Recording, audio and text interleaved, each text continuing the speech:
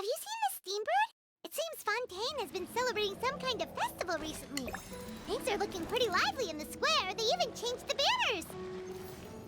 Huh, there are a lot of people holding cameras. Oh, and they've got candy and snacks too! Looks like everyone's having a good time. Let's go and have a look for ourselves.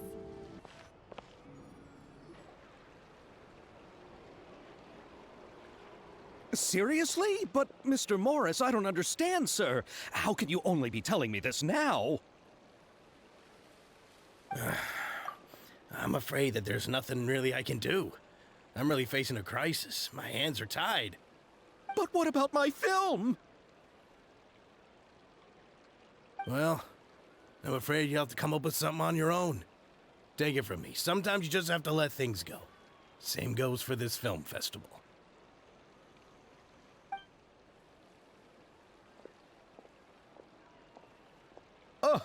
Oh. Hey, isn't that Xavier? So he's back in Fontaine now.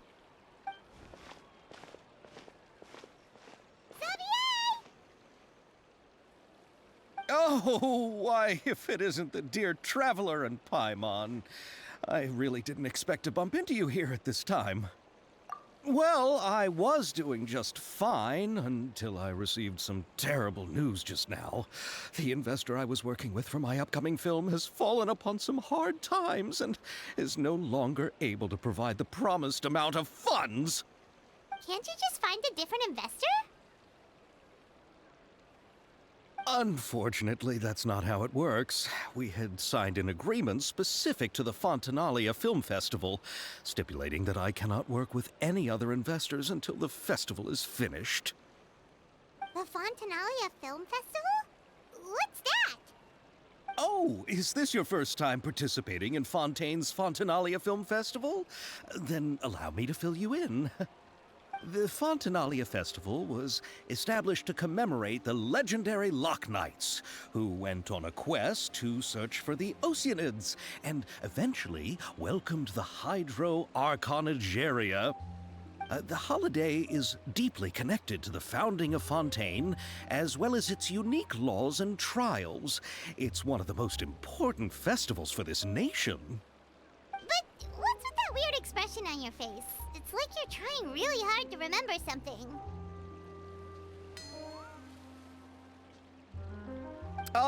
I was just trying to recall the exact description from the books, in order to avoid any unnecessary arguments over semantics.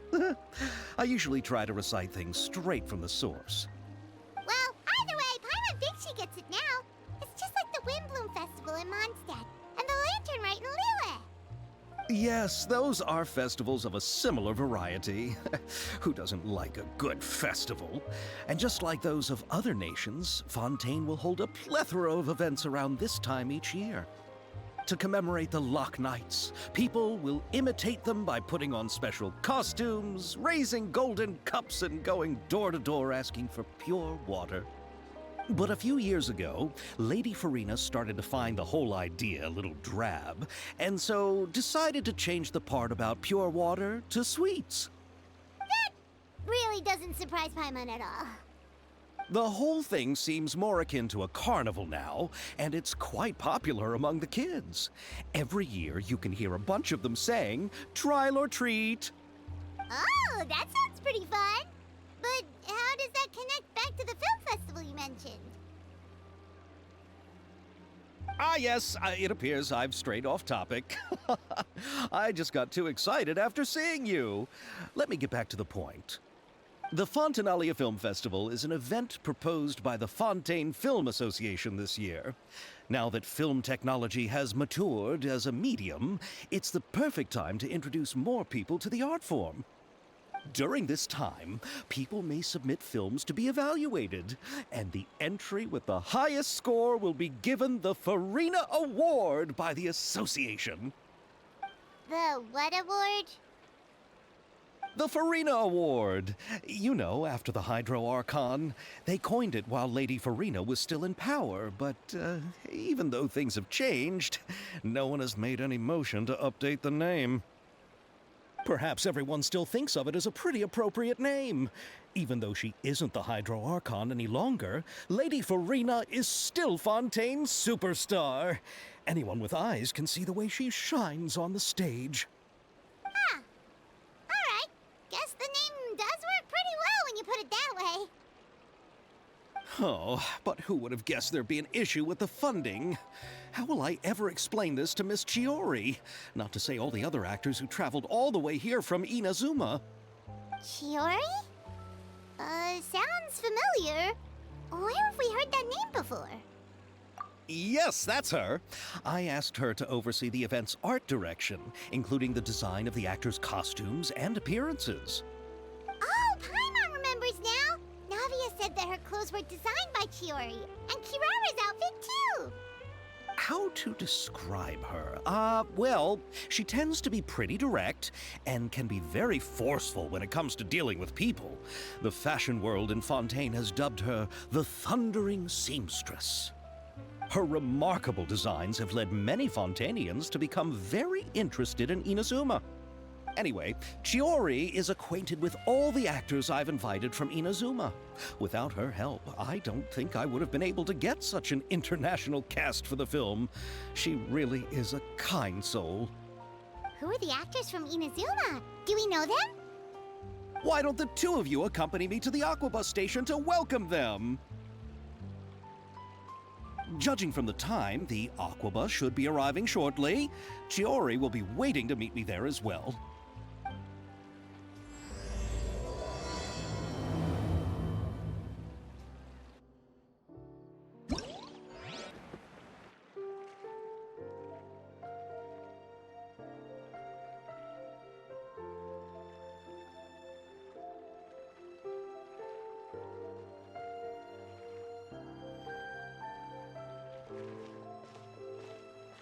Miss Chiori? Your talk with the investor sure went fast. The Aquabus hasn't even arrived yet. Oh? And who are they? Allow me to introduce you. This is the Traveler and Paimon. Pleased to meet you. Likewise! We've heard the owner of Chiori Boutique is a skilled seamstress, so it's a real pleasure to finally meet you in person. Thank you. I just wanted to make sure she wouldn't always look like a cat that had been unceremoniously dropped in a bucket of paint. So tell me, what happened? I can tell the conversation didn't go quite as expected. Well, it's like this.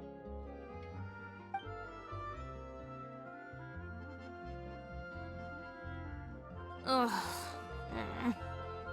I know, Chiori, you don't have to say it.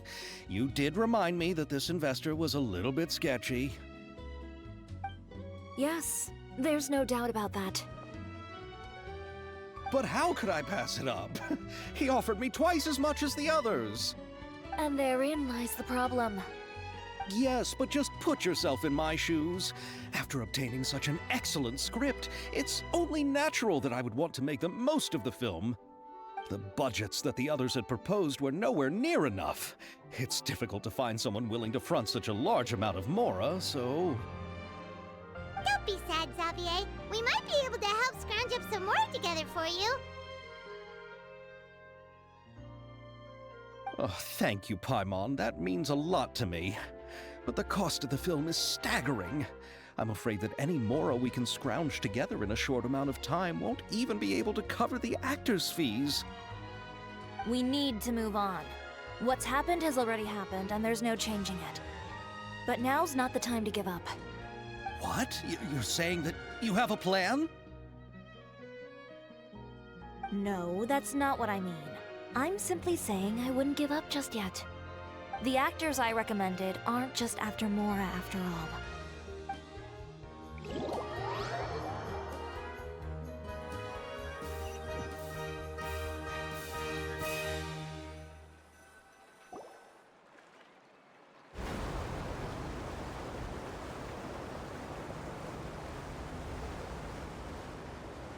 Really?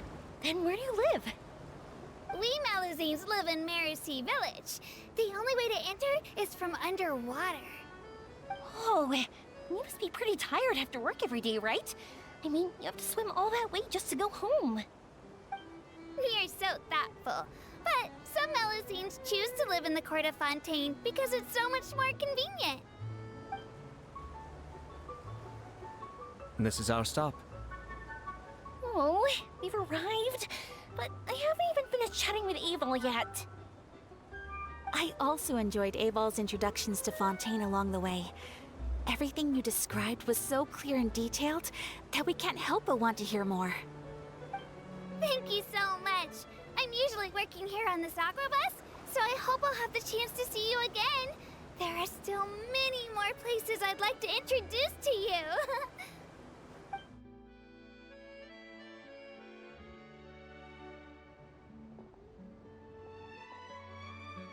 Welcome to the court of Fontaine.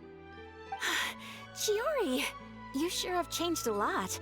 This is the first time we've seen you since you left Inazuma. I haven't realized it's been so long. I was in such a rush when I left that I didn't even get to say goodbye. Thank you for extending the invitation, Mr. Xavier. I'm looking forward to a fruitful trip here in Fontaine. Ah, it's an honor to have the head of the Kamisato clan visit us. So they're who you meant when you said you had actors coming from Inazuma? Oh? It's the Traveler and Paimon. Wow, what a coincidence! Ayaka and I were just talking about you on the way here. Are you also here for the film? We just ran into Xavier earlier and came over with him. But I'm not an actress. Sir Kamisato and Lady Ayaka are the real actors here. I'm just tagging along with Ayaka to have a good time together. About that, I mean, how was I supposed to contact you when I was making preparations for the film? I figured you were probably busy, and I didn't want to disturb you. So I could only keep you in the back of my mind while I sought other actors to play the lead roles in the film. I had been thinking about a surprise reunion with you during our trip here, but you still managed to surprise me first. Oh, so you all know each other already! My, what a coincidence! What are the chances everyone could be brought together here like this? Why don't we go to Hotel de Boer and catch up over a meal? I've already made a reservation. Huh? Did you reserve 2 spots for us too? Yes, of course, of course. I'll be sure to tell the boss to serve a few more delicious dishes just to make sure there'll be enough food. Very well. Then please, kindly lead the way, Mr. Xavier.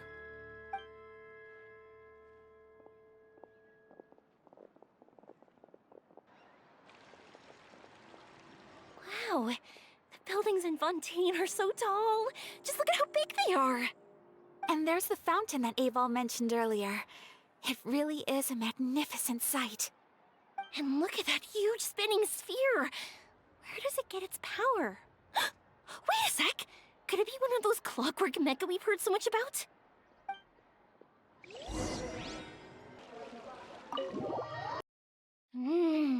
So this is what food from Fontaine is like. It sure is different from what we have in Inazuma. How should I describe it? It seems like you have to go through a lot more steps to make them. And the flavor has many layers too. Yes. When I first went to Inazuma, I actually thought the food there tasted a little too bland. It took some time for me to get used to it. Let's get back to the purpose of this trip for a moment, shall we? How have preparations for the film been coming along, Mr. Xavier? Well, I've already assembled most of the film crew, a lighting specialist, a prop manager, and a costume designer. I've also bought the copyrights from the novel's author. Oh, it's called The Two Musketeers, right? I read the script you sent me on the way here. The story is pretty good. Originally, I was planning to start filming as soon as Sir Kamisato and Lady Ayaka arrived in Fontaine, but I'm afraid I've run into a bit of a problem. Oh? What is it?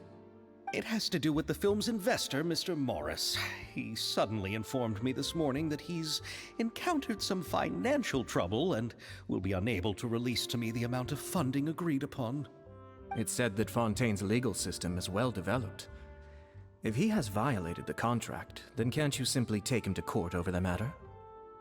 Well, I'm still more concerned about filming. Even if I were to take him to court, I'm afraid it would take months before the case could even be heard. Then, is there a way we could raise funds ourselves to solve the problem? I've considered that option too, but unfortunately, it's difficult to gather such a large amount of mora on such short notice. Besides, we have to consider the film festival's submission deadline. Mr. Xavier, if Ayaka and I were willing to perform for free, would that resolve the problem you are currently facing? What? No, out of the question. To have you come all this way just to act for free? Oh, no, that won't do. There's no need to worry, Mr. Xavier. My brother and I had actually intended to work for free after receiving your invitation. Inazuma has only recently reopened its borders, and needs to strengthen its relations and cultural ties with other nations. We didn't have many collaboration projects with Fontaine in the past, so we hoped this trip would serve as a good start for the future. Indeed. You could say that's the real reason why the Yashiro Commission agreed to come to Fontaine. I understand, but having you two act for free just doesn't seem right. Not at all. While we're officially here to conduct a cultural survey of sorts, we must express our sincerity if we want to establish formal cultural ties with your nation. This film will serve as proof of friendly cooperation and cultural exchange between Inazuma and Fontaine. It's my hope that the film can be finished and released as smoothly as possible. If you still don't feel comfortable with this arrangement, I would also be more than happy to be introduced to some other renowned individuals in Fontaine's literary and artistic circles. All right, I'll do as you say. Thank you so much. I'll make sure to cobble together enough mora now, even if it means selling my house, my camera, and every single family heirloom. Come on now, no need to go that far. I'll also help you out as a brand sponsor. Me too! Even though I didn't bring much more to spend on this trip, it's still better than nothing. You are too kind, all of you. I really don't know how to... Ew. All right, enough about that. Now that we have Xavier's savings, my support, and 2 leads who are willing to act for free, I think we will be able to make this happen. So, instead of Mora, you'll help with filming and production. Oh, but how can we help with that? We don't know much about making a film. All right, pull yourself together, Xavier. Tell us if there are still any open positions left among the crew. All right. Let me think. We still need a camera operator, a clapper loader, and someone to manage logistics. I originally wanted to personally serve as director, but I've been too busy working as the producer. So the positions of director and director's assistant will also need to be filled. Paimon knows what the director and the logistics support person do, but what's a clapper loader? The clapper loader is responsible for using the clapper board to record and organize the information of each shot when the camera operator begins shooting. The work requires both patience and careful attention to detail. A clapperboard? Oh, you mean the thing they hold that goes clap whenever they start filming? Yes, that's right. Are you interested in that job? For sure! Paimon's always wanted to try that. All right, then you'll be our clapper loader. I can find someone from the store to help with logistics. What do you think, Xavier? Oh, fine by me. As for our camera operator, I was thinking of letting the Traveler take the role. Oh, he's great when it comes to using a camera. Paimon can't even count how many things we've taken photos of during our journey. Yes, that's also what I was thinking. I noticed the Traveler had an eye for photography and composition when we worked together previously. I'm sure that's due to the traveler's journey across Tevat and all the places they've seen.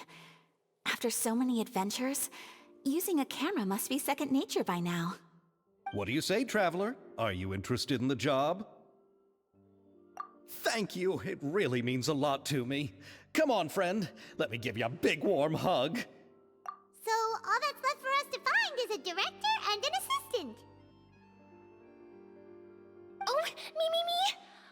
the director's assistant. All we need to do is help the director, right? I can handle that. All right, then all we need is a director. Oh, all the well-known directors in Fontaine are probably also busy working on their own films these days. I'm not sure who will have time to help. Oh, Furina helped out a theater troupe recently by serving as an artistic consultant. She could be a good director, right? Besides, it's not like she has anything else to do right now. Furina? Do you really think Lady Furina would be willing to help us with our humble project? Isn't that the name of Fontaine's Hydro Archon? My brother has already informed me about what happened here in Fontaine. Yep, that's her! She helped out a theater troupe not too long ago, and now she's taking up work as a director. Well, I saw that musical. Her performance was perfect, and the storyboards were also excellent. Don't let her former identity intimidate you. She's the best candidate we can think of right now. You'll never know until you give her a shot. Fine. You're right, Chiori. I'll do anything for the sake of my film. Anything! Then I'll have to ask the Traveler and Paimon to show me the way to Lady Furina's residence. I just hope she'll agree to help. Do you need us to also come along? No, there's no need to trouble you with this. Besides, you've just arrived in Fontaine, and I'm sure there are many places you would like to visit. Just leave this task to me. It's part of my duties as the producer. Very well. Then we'll be waiting to hear the good news. I'll go with you. By the way, you might want to consider bringing a gift. And don't worry, we won't simply drop you off at Furina's place. We know Furina pretty well by now, so having some familiar faces there should help your chances. Besides, the whole thing was our idea in the first place. All right, then I'll start making preparations. As for the gift... A gift for someone who was once seen as the Hydro Archon. I wonder what she would like. I recall that Lady Furina once fancied a clockwork ring, so perhaps I should get another exquisite clockwork contraption for her. Huh? Can't we just bring some desserts, like the Fontinalia mousse? But wouldn't that be a little too cheap? She does like desserts, though. Isn't the Fontinalia festival happening right now? I heard Abel tell us on the Aquabus that Furina introduced the tradition of going door to door and asking for sweets. To do something like that, she must have a real sweet tooth. I agree with Yoimiya. If the gift is too fancy, it might actually make her feel more uncomfortable. Alright then, let's go buy some Fontinalia mousse.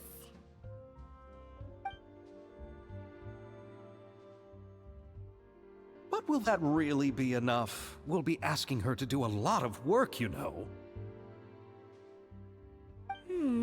You're right.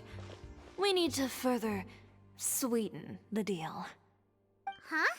You want something even sweeter than Fontinalia mousse? Yes, we'll need a gift that's sweeter than any dessert in the world. But what could that be? Your words of praise.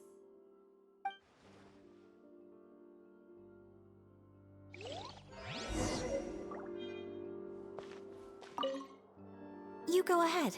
No need to worry about us. Oh, I hope Furina will like the gifts we prepared. Oh, and if you still think we should get something else for her, just let me know.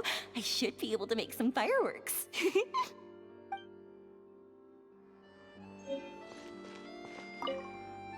Looking forward to the good news.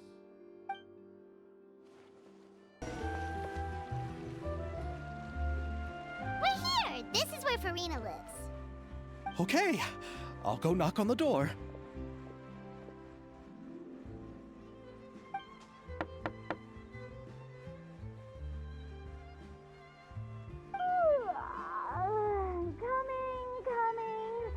Coming. Seriously, who's knocking before afternoon tea?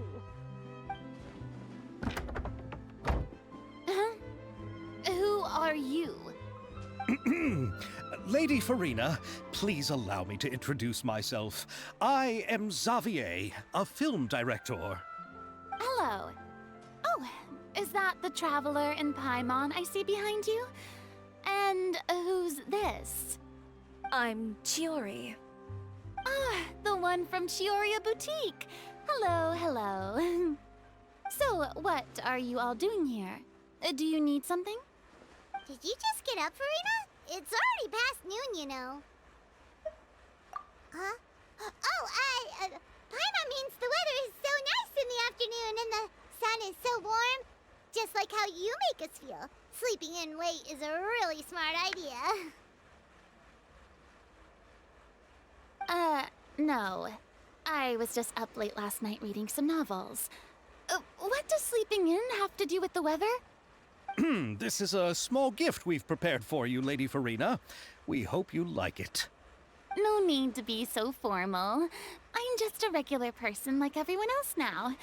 Oh, is this Fontinalia mousse? It's one of my favorites. That's great! So, actually, there's something we need your help with. Given your renowned passion and understanding of drama, I would like to ask that you serve as the director of our film crew. Oh, but didn't you just say that you're a director? Yes, but for this particular project, I'm mainly working as a producer. Besides, I'm sure that your understanding of the performing arts far surpasses my own, Lady Furina. Are the Traveler and Paimon also part of the film crew? Yep, we sure are. Paimon's the clapper loader and he's the camera operator. Camera operator?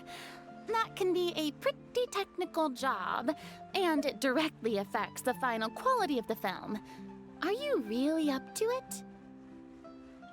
No, I'm not questioning your abilities. It's just that I've never really seen you use a camera before. Maybe you can come up with a test for the Traveler and see for yourself. If he can satisfy you with his camera skills, then you'd have nothing to worry about and can join the team. What do you say? You sure are getting better at rolling with the situation, Paimon. Oh, I do wish to see how skilled the Traveler really is with a camera. All right, how about this? We'll work with what we have.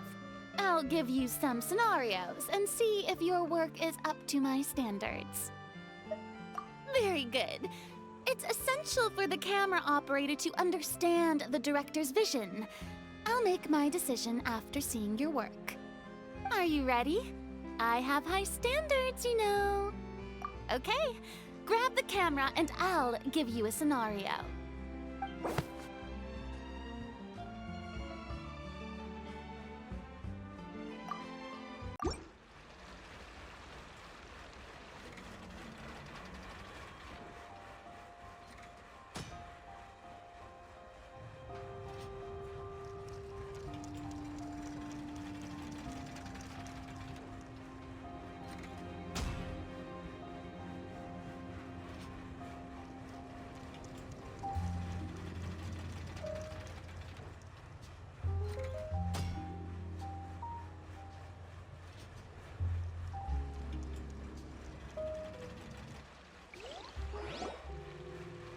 Oh, it appears that you have more skill than I thought.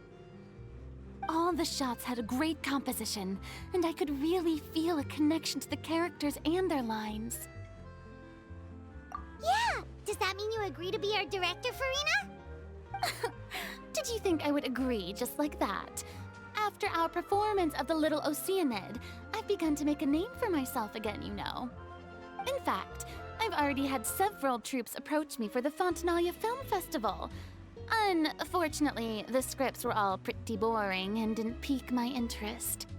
If others were to find out I agreed to work with you so easily, then, well... Hey, but didn't we have a deal? What else do we need to do to convince you, Furina? Well, what about the pay? Huh? You know, how much you're willing to pay me to be the director? The pay is also an important factor for me to consider, you know. Well, I can offer you this much? What? That's all? If Nervilat were to hear of this, he could charge you with underpaying your labor. I'm sorry, but our crew is in a tight financial spot at the moment. I see.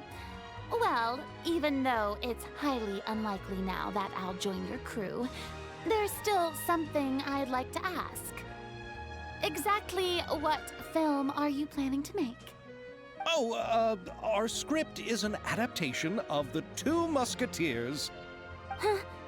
Wait, you mean the suspense thriller novel that was a #1 bestseller? Oh, so Furina's read it too. Of course I read it. I've always had a keen interest in artistic works that strike a chord with the populace. I see. It all makes sense now. You must have used most of the budget to pay for the copyright. Not really. The novel's author transferred the copyright to me practically for free once he heard that I wanted to make a film adaptation of the story. The lack of budget is due to another issue.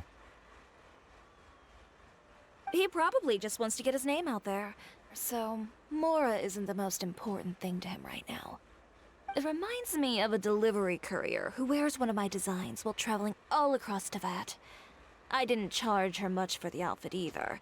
The exposure she provides for my brand is well worth it. So, are you a big fan of this story, Furina? Well, it's alright. The pacing of the story is good, but the character relationships could use some work. When I was reading it before, I always felt like some things were left on a rather unsatisfactory note. I have high standards, you know. Ahem, Mr. Xavier, if, hypothetically speaking, I agree to be the director, how much freedom would I have in terms of script revisions and creative interpretation? Oh, as much freedom as you would need. I wouldn't dare doubt the tastes of Fontaine's greatest star. Good.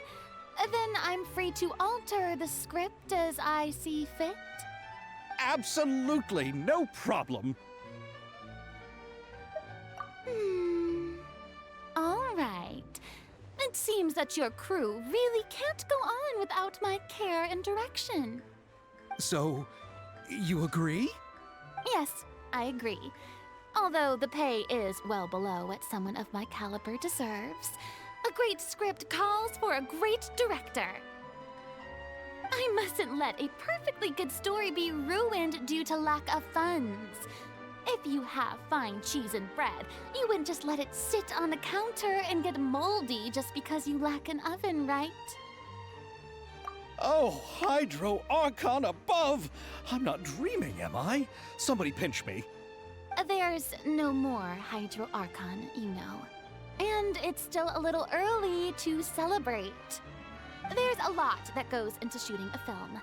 Although the trickiest tasks of finalizing the script and casting the actors have already been taken care of, we'll still need to reserve filming locations. Not to say set up lighting and props.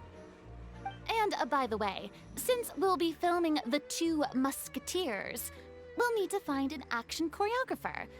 Ideally, a professional who has actual experience with muskets. Yes, I've thought about this as well. I was hoping that you might know someone who could handle the job.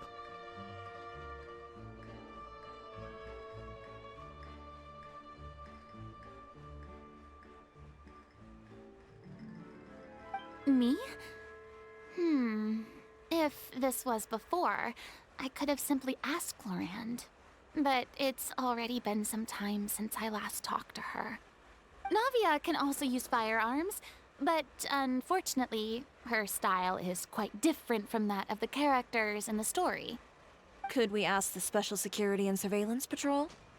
Oh, you mean the Special Patrol's Musketeers? Yes, that's right. They work with muskets every day. I can't think of anyone more qualified than them. They would be under Nervilet's jurisdiction. Unfortunately, I, don't have any connection with them at all. So, in the end, we still have to start by talking to Nervalette. No need to go to all that trouble. I know their captain, Chevreuse. Oh, you do? Wait, Chiori, how do you know the captain of the Special Patrol's Musketeers? No particular reason. Running a business means dealing with some trouble from time to time, and she's helped me out on a few occasions. In return, I've helped her handle a few situations in which the Special Patrol couldn't get involved directly. So, we've gotten to know each other over time. So you're saying there's been times when the Special Patrol needed a fashion designer to handle a situation? Your work is becoming more and more mysterious. It'd be best to keep it that way. Anyway, enough about that. What do you all think about asking the captain to be our musket action choreographer? She sounds professional enough. She is a captain, after all. I have no objections. But I imagine the Special Security and Surveillance Patrol must be busy with their duties. Do you think she'd really have time to help with shooting a film? And then there's the issue of pay.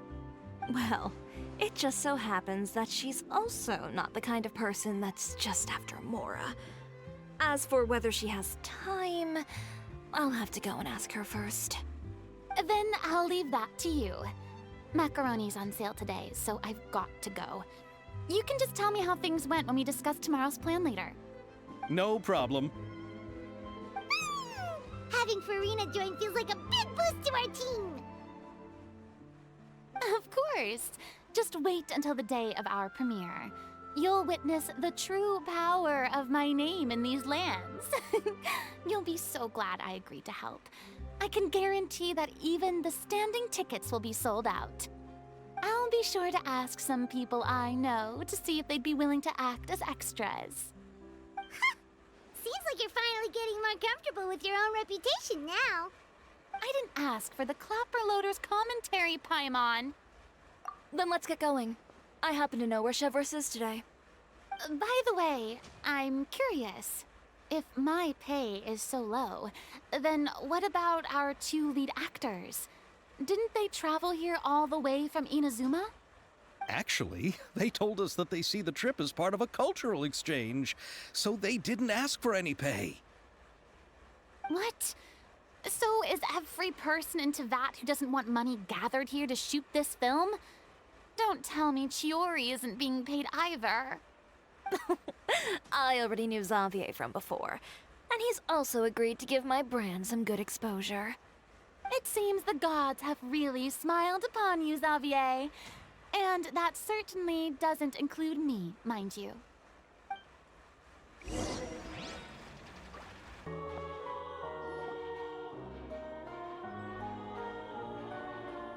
All right, this is the place.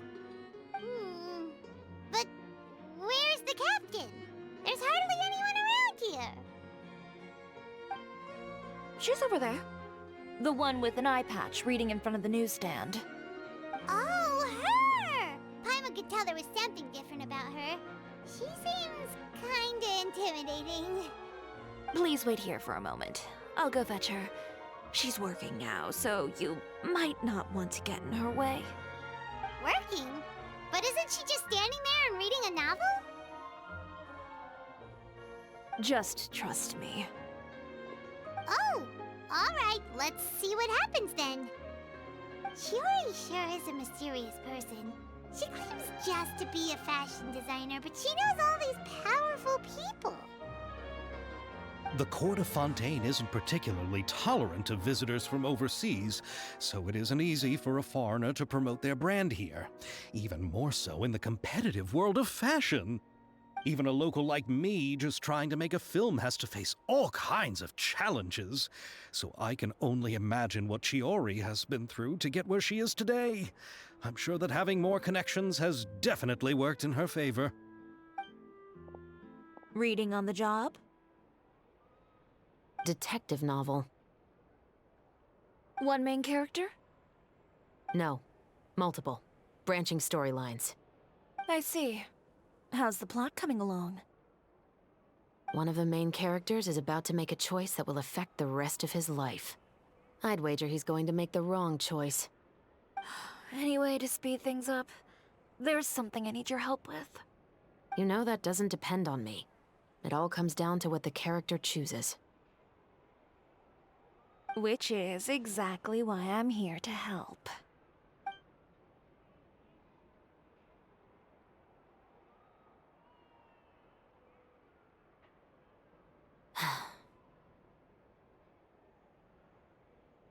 All right. It appears he made the wrong choice in the end. Halt! Huh? What's going on? Hand over whatever you're holding. Oh, it's just a book. I didn't buy anything else. Then I'm sure you wouldn't mind letting me have a look. Excuse me, officer. I don't mind you standing around here, not purchasing anything, but I'd prefer if you didn't disturb my customers. It's bad for business, you know? Don't give me that act. You won't be able to get off so easily either. I am Chevreuse, captain of Fontaine's Special Security and Surveillance Patrol. I will say this one last time. Hand over whatever you're holding at once. And before you do anything unwise, let me remind you that I'll have you on the ground before you can even think about making a run for it. All right. I'll give it to you. But please let me say something first. If there's any contraband in that book, then the shopkeeper here is the one who slipped it in. I don't have anything to do with this. Why, you trying to leave me on the hook, huh? You were the one who said you wanted it. Save it for the interrogation room. Take them away, Letelier.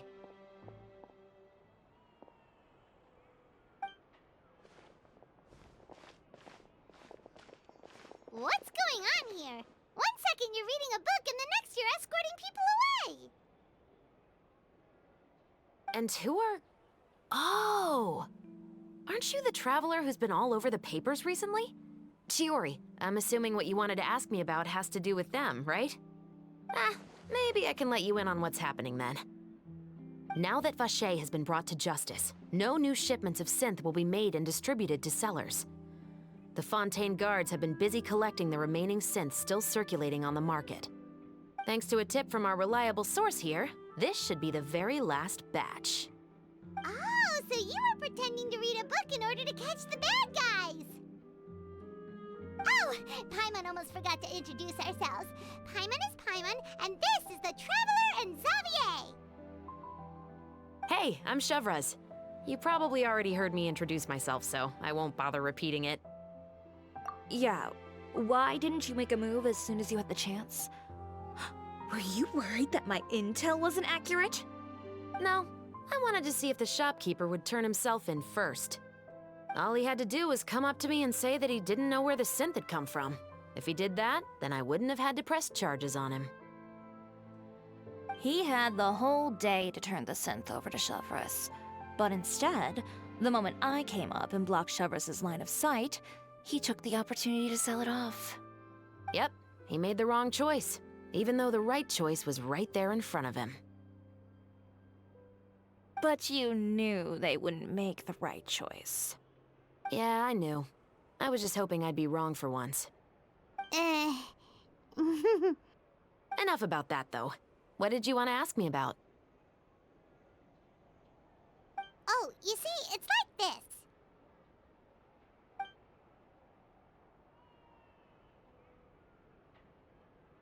The Two Musketeers. You certainly have a good eye for a story. So what do you need me to do?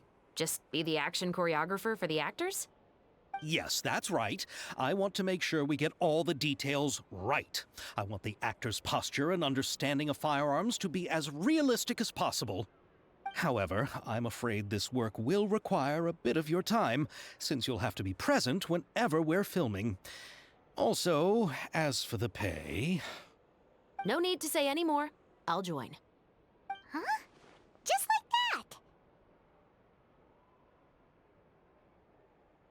that? Really? You're willing to help us with our humble film project? Sure, it's no big deal. As I said, we've wrapped up our investigation here, so I don't have any other tasks on my plate for the moment. Besides, I personally really like this novel. I even have the collector's edition at home. Stories where justice prevails over evil never get old for me. Then we've got a deal? Yes, I'll see you on set tomorrow. Oh my! I can hardly believe it! I should tell Lady Furina immediately. Oh, and I must tell the prop manager and lighting technician to get everything ready. We start filming tomorrow! Calm down, Xavier. The film is going to take more than just a day to finish. Still, I should also head back now and start preparing the actors' costumes and makeup. Alright, guess that's it for today then. Traveler, Paimon, please stay for a moment. I have something to tell you. Then I'll take Xavier back. Poor thing. He's so excited that he can't even walk straight anymore. I don't want to spend our first day fishing our producer out of the fountain. Yep, see you tomorrow.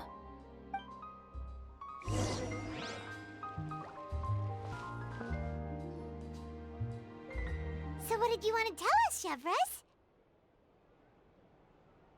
Have you read The Two Musketeers? The story is about a pair of children born into the household of a baron, and their struggle to survive together and take revenge for their mother. They were raised at the baron's estate, where their mother worked as a maid. The two were illegitimate children that the baron had with the maid, so they were never treated well by anyone. One day, upon returning home, they found their mother had been murdered and left dead on the floor. It was quite evident that the culprits were the other members of the baron's household, who never had any kind words to say to them. However, the baron was able to exert his influence and keep the whole thing under wraps. The mother's death was eventually deemed as a suicide, and there was no chance of bringing her murderers to justice. The two siblings decided to flee and someday avenge their mother.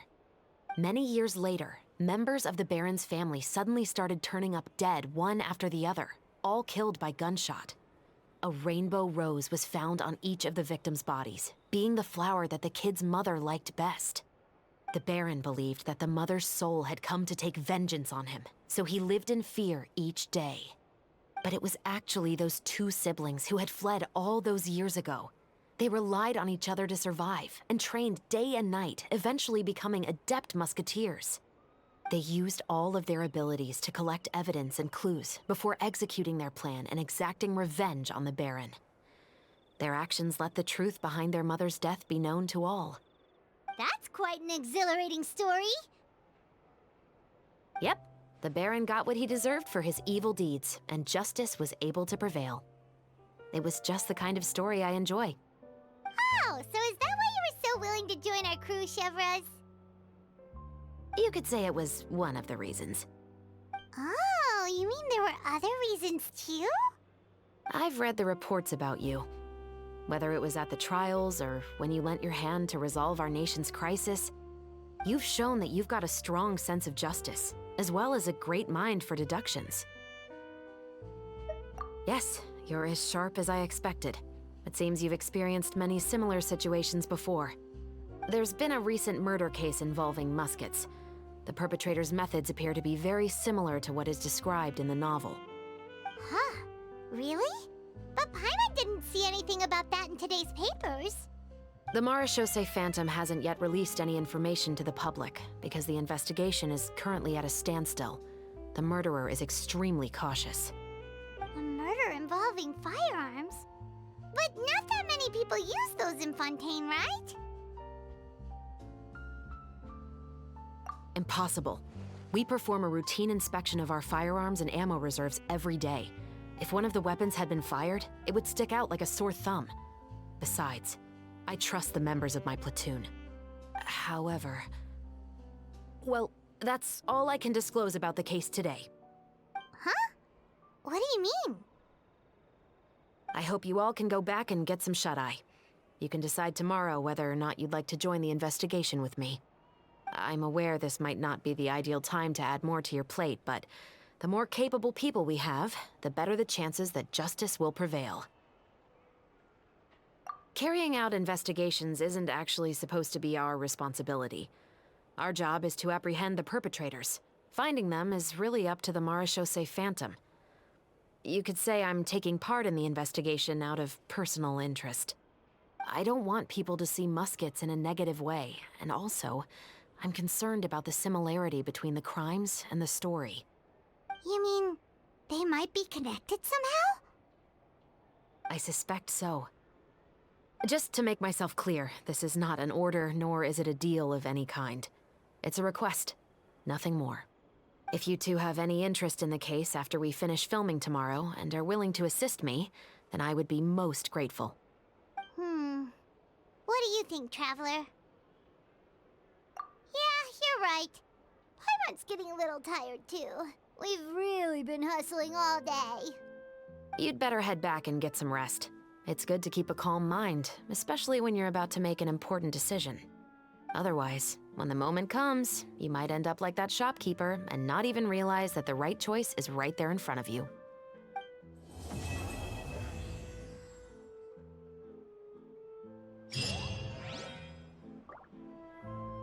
It's finally time to meet up with everyone. Paimon even dreamt of making the film last night. If Paimon remembers right, we're meeting at Hotel de Boer. Let's get going! Ayaka! Yoimiya! You're already here! Good morning.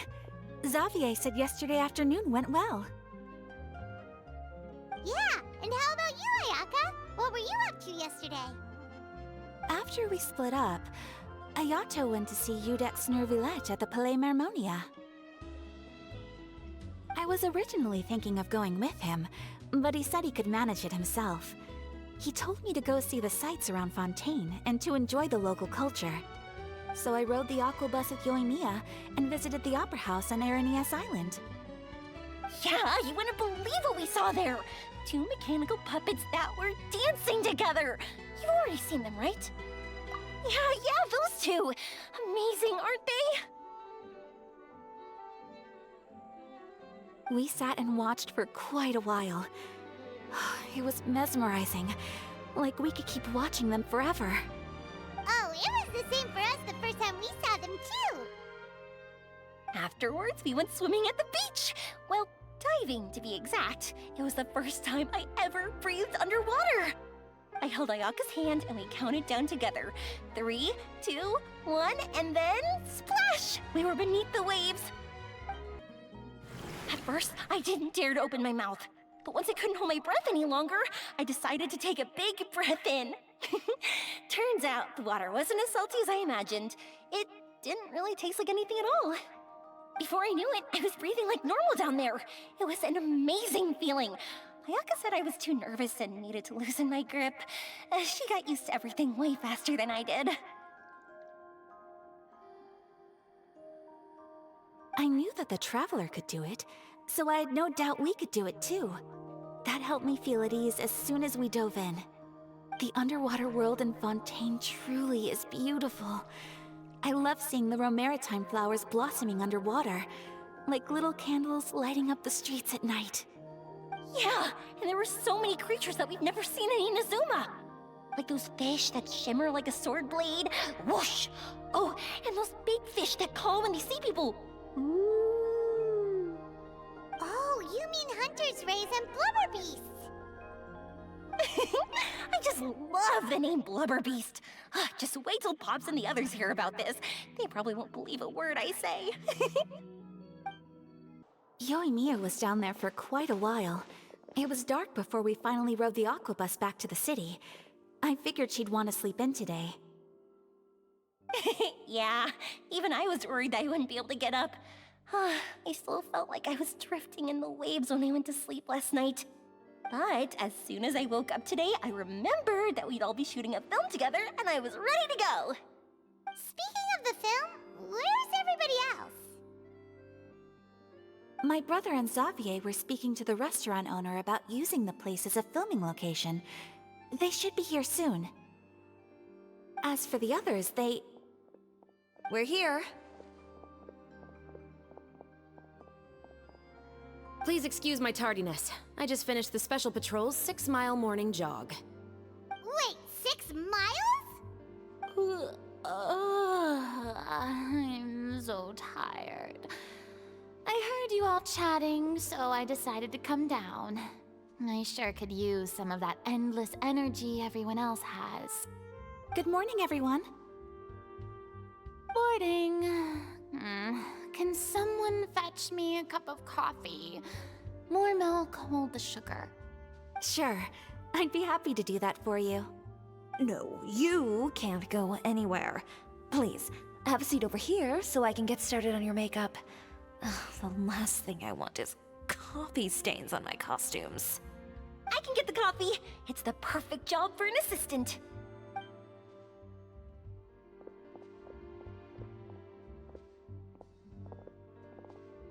So much energy.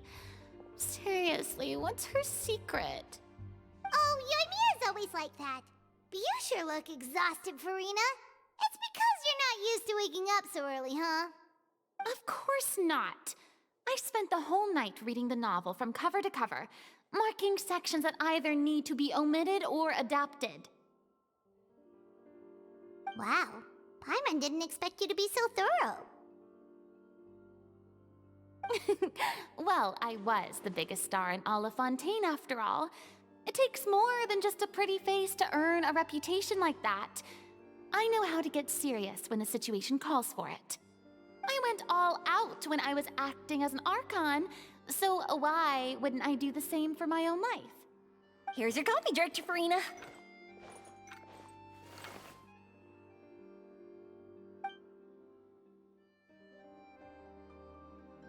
Oh, thank you.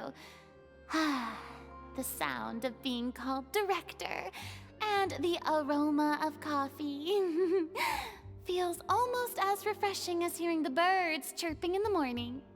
Ah, it seems everyone has managed to arrive on time. We've reached an agreement with the restaurant owner. We are free to use the second floor to shoot our film. Really? That's great! He is really looking forward to our film, and hopes that providing his restaurant as a filming location will attract more customers. Well then, Mr. Xavier, I'll leave the rest to you. Okay, thanks. First, I'd like to introduce our new members. This is our prop manager, Veronique. She'll be in charge of all the film's props and items. And this is Bonneau, our lighting technician. He'll be in charge of lighting and illumination to set up each scene's atmosphere. Wow, sure feels like we have some real professionals joining the crew now. First of all, please allow me to first express my sincerest gratitude to everyone in the crew. When my investor informed me yesterday that he wouldn't be able to provide the funds, I really thought that this was the nail in the coffin for this film. I had no idea that I'd find so many people willing to help me on such short notice. Thank you. Thank you all from the bottom of my heart. No need to be so cordial, Mr. Xavier. We're all honored to be a part of this. Your works made a profound impression on me when I saw them back in Inazuma. I am sure that someday, this film will be remembered as a prime example of cultural exchange between Fontaine and Inazuma. Yes, the story is the reason I agreed to join. I can't bear to even imagine what this film would look like without the very best director. Anyway, I would like to make a promise to everyone that as the producer of this film, I'll do whatever I can to ensure that everything goes as smoothly as possible. This is not just my film. It also embodies the thoughts and feelings of every person here, as well as the endless effort we are about to pour into it. So, without further ado, the Two Musketeers will officially begin filming now! You may take it from here, Director Furina. All right, listen up, everyone.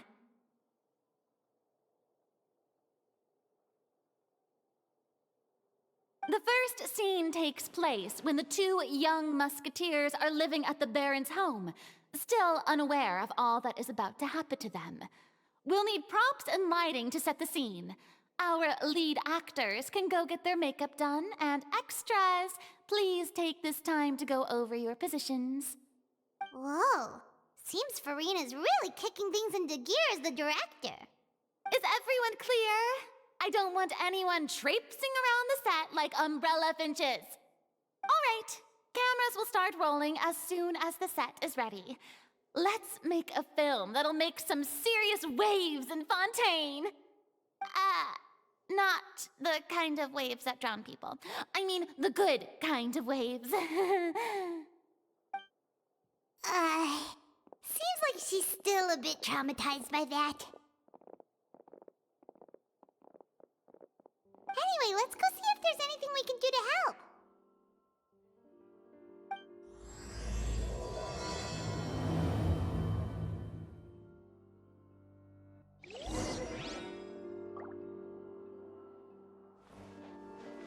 I don't need any help here.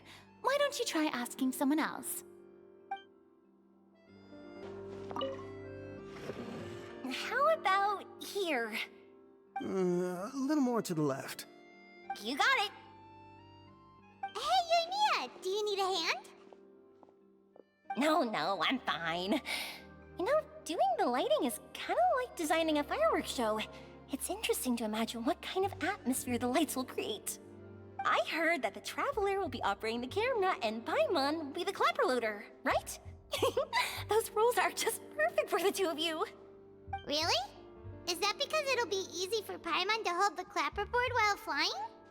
Well, sure, there's that, but that's not exactly what I meant. I just think that after all your journeys together, you two must have developed a super close bond and just naturally know how to work with each other. If I'm not mistaken, the director will want the cameras rolling as soon as the clapperboard goes clack. Oh, I see! It's amazing to see the magic behind filmmaking. Yoimiya, we need lights over there, too. Oh, on it! I've got to get back to work. Chat with you later. Oh, it's exciting to see so many people working together to bring the film to life.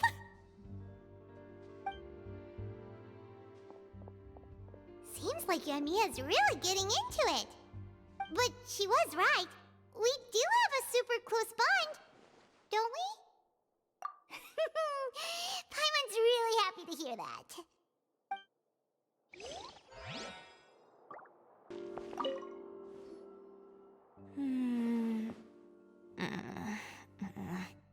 Ayaka has mentioned you to me before. She said that you two were great friends when you were kids. No talking. I'm thinking about how to do your eyeshadow. Ah, yes. To help me really look the part. To achieve a more young and naive look for this scene. Are you saying the wrinkles around my eyes are too deep? You just have too much of a calculating look in your eyes. You sure don't mince your words. It seems you really haven't changed much. Quiet.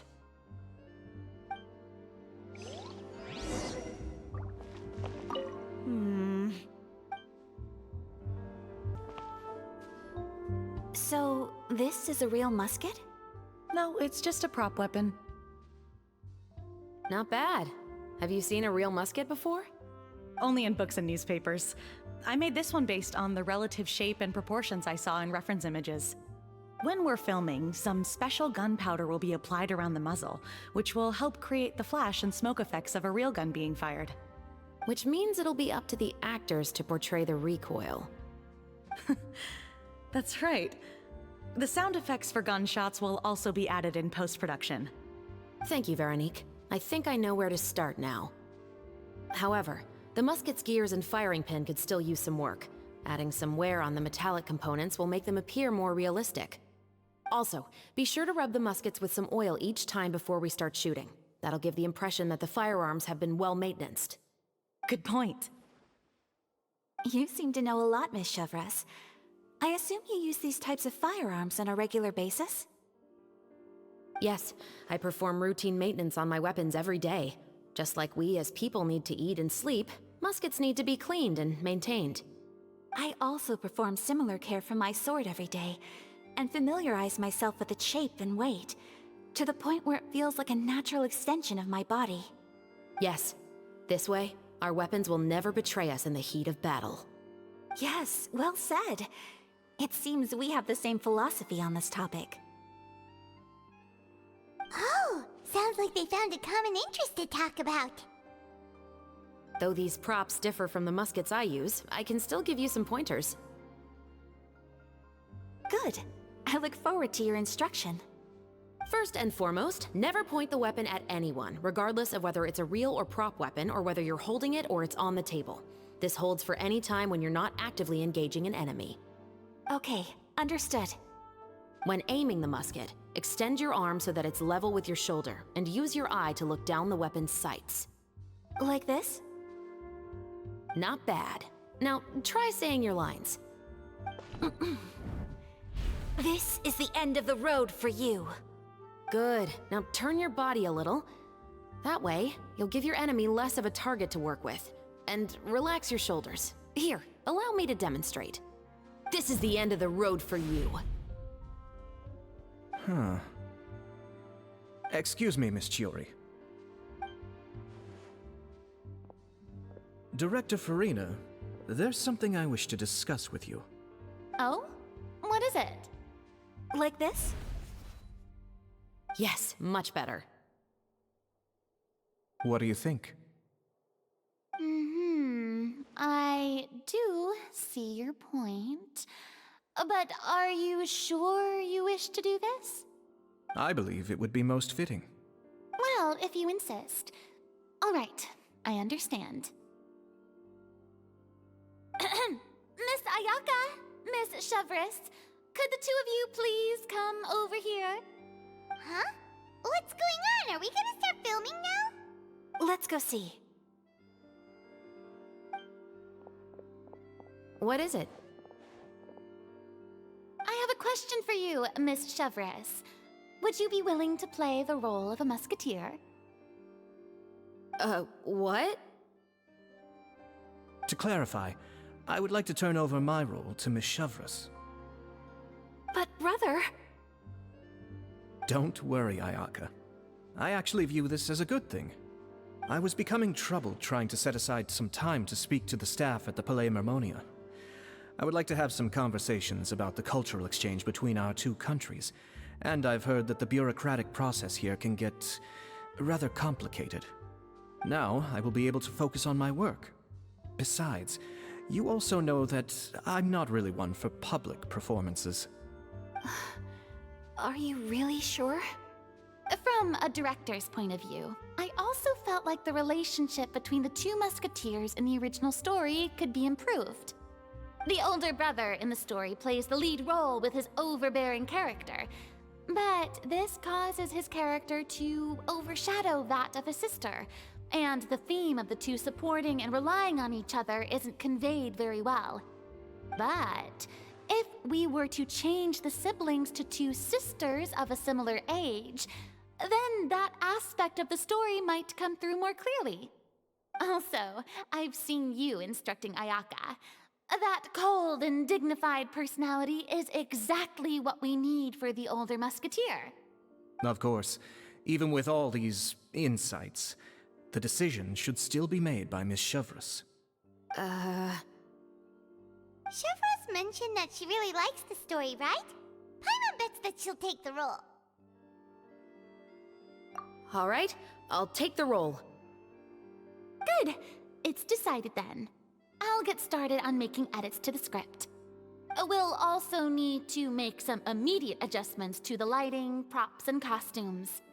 I have a feeling that our adaptation will be even better than the original story. You're doing a great favor for me, Miss Chevreuse. You have my gratitude. Don't mention it. I like this character, so if anything, I should be the one thanking you. Well, since my brother is the one who brought up the idea, I suppose there's no need to worry. Let's go, Miss Chevreuse. I look forward to working with you. Please, just call me Chevreuse.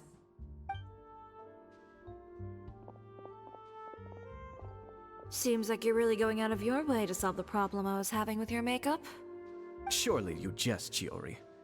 I assure you that I was mostly motivated by a desire to spend more time on formal business. Oh, come on. You really think I'd buy that? According to what I've heard from Ayaka, her brother is someone who can juggle 10 different matters at the same time. I'm sure you have other reasons for backing out. Perhaps.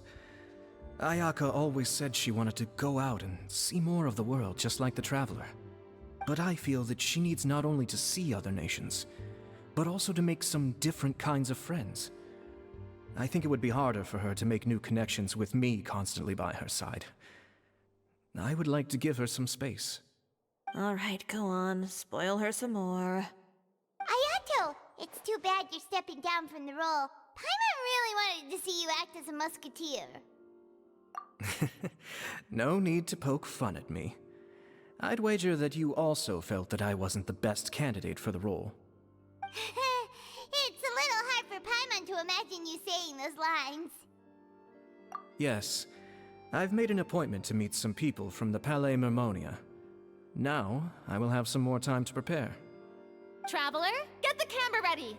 Paimon, get the clapperboard. Actors, to your positions. We're about to start shooting the first scene. Go on now. And please take good care of Ayaka. Yep, don't worry. Thank you. I look forward to seeing the film when it's finished. All right, now that we're all here, let me help set the scene for everyone. The first scene takes place when our two main characters are still living at the Baron's estate. They've been ostracized and verbally abused by others in the household, but they still have no idea why. We want to capture how naive and innocent they are, despite their pain. Chevreuse will be playing the role of the older sister, Tulip, and Ayaka will be the younger sister, Iris. Be sure to get close-ups of the main characters at the right moment. Silence on the set! Lights, camera, action! Let's go! Tulip, Mother's been out for quite a while now. Perhaps she went to pick some flowers on the way home. You know how she loves flowers. Iris, Tulip, I'm home. Mother! You were out for so long, we were beginning to worry about you. I'm sorry, but I'm back now, safe and sound. Here, I brought your favorite treat, apple turnovers. Mother, what are those bruises on your hand? Huh? What bruises? Oh, I must have bumped into something while I was working yesterday. But I didn't notice them this morning. Then perhaps they're from when I accidentally tripped when I was out just now. By the way, did you have fun playing at home? What's the matter, Iris? Well, we've realized that no one really wants to play with us. They even took Iris's doll and spat at us. And they even called us names. They said we were... Shh! It's all right, don't worry. Girls, listen to me. It doesn't matter what anyone says. Don't listen to them. No one can define you with such words. You both have wonderful lives ahead of you. Just like your names. You will both blossom like beautiful flowers.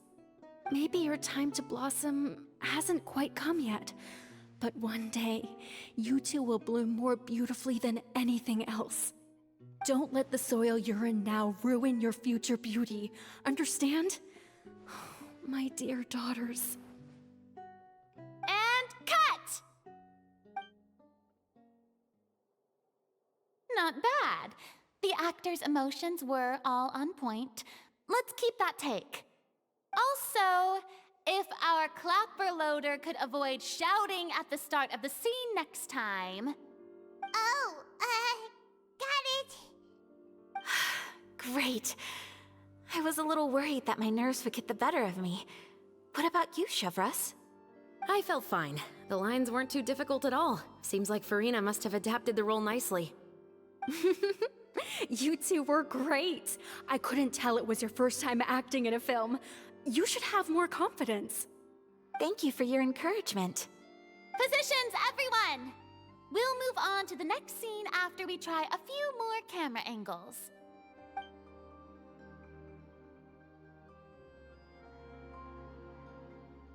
This scene is when our two characters return home, only to discover their mother has been murdered. Ready? Lights! Camera! Action! Mother, we're back! Mother?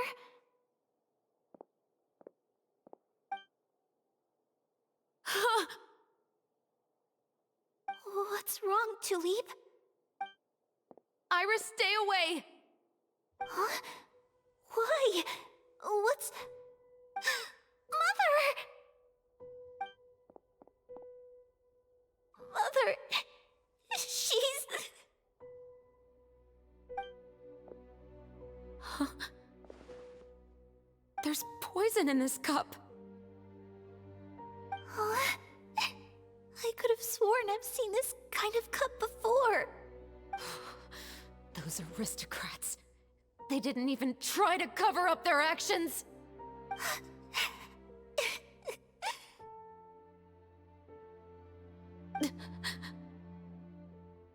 Iris, we need to leave this place.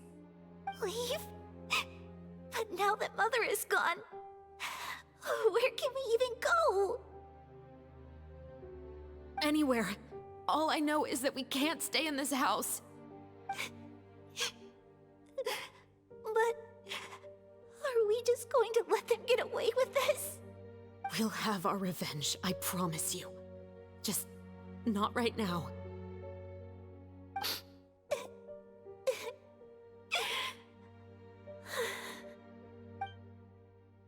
Come on, let's go.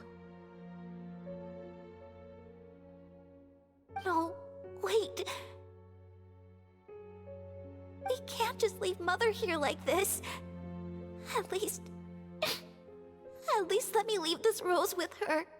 That's why we went out in the first place. To buy her this flower. All right. Goodbye, Mother. We'll avenge you. Someday. And cut! Beautiful! Great performance! Oh my, you're so amazing, Ayaka! And were those real tears I saw? How did you do it? I was surprised too. Thank you for the kind compliments. Actually, as soon as Director Furina said action, I told myself not to think about anything. I just felt the weight of the moment and became the character. It's quite similar to practicing the art of the sword. You clear your mind and focus only on what's happening in front of you. Ayaka's performance was amazing. Have I discovered an acting prodigy? Pipe down, everyone! We need to move on to the next scene!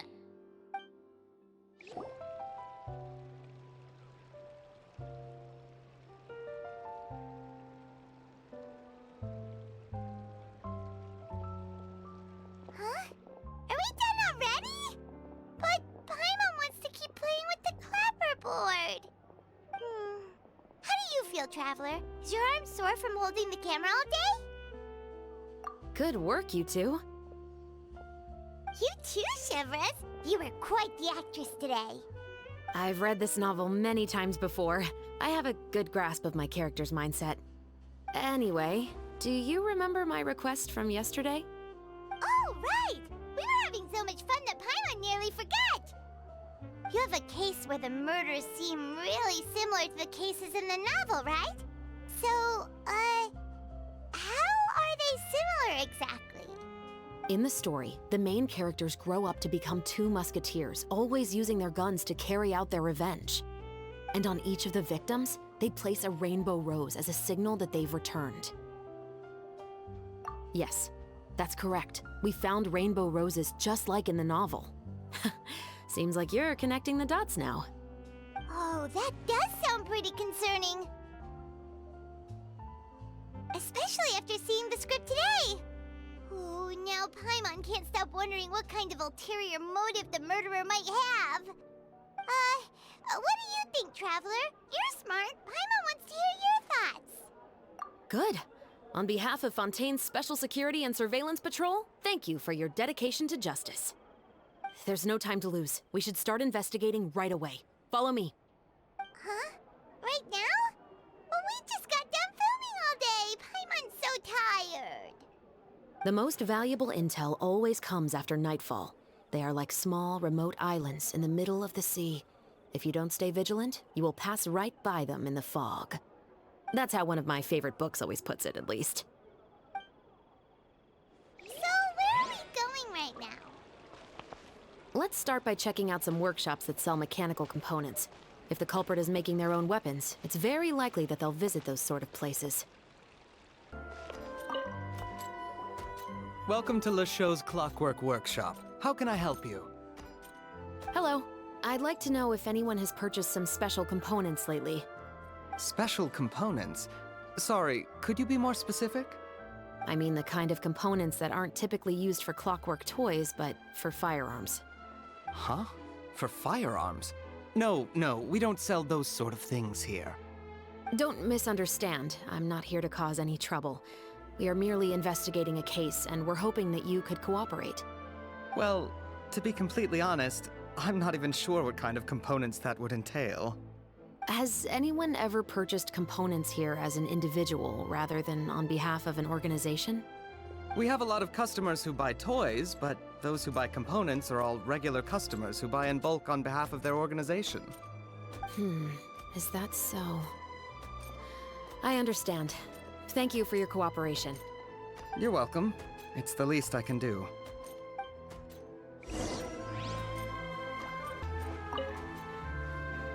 Oh, hey, Chevreuse.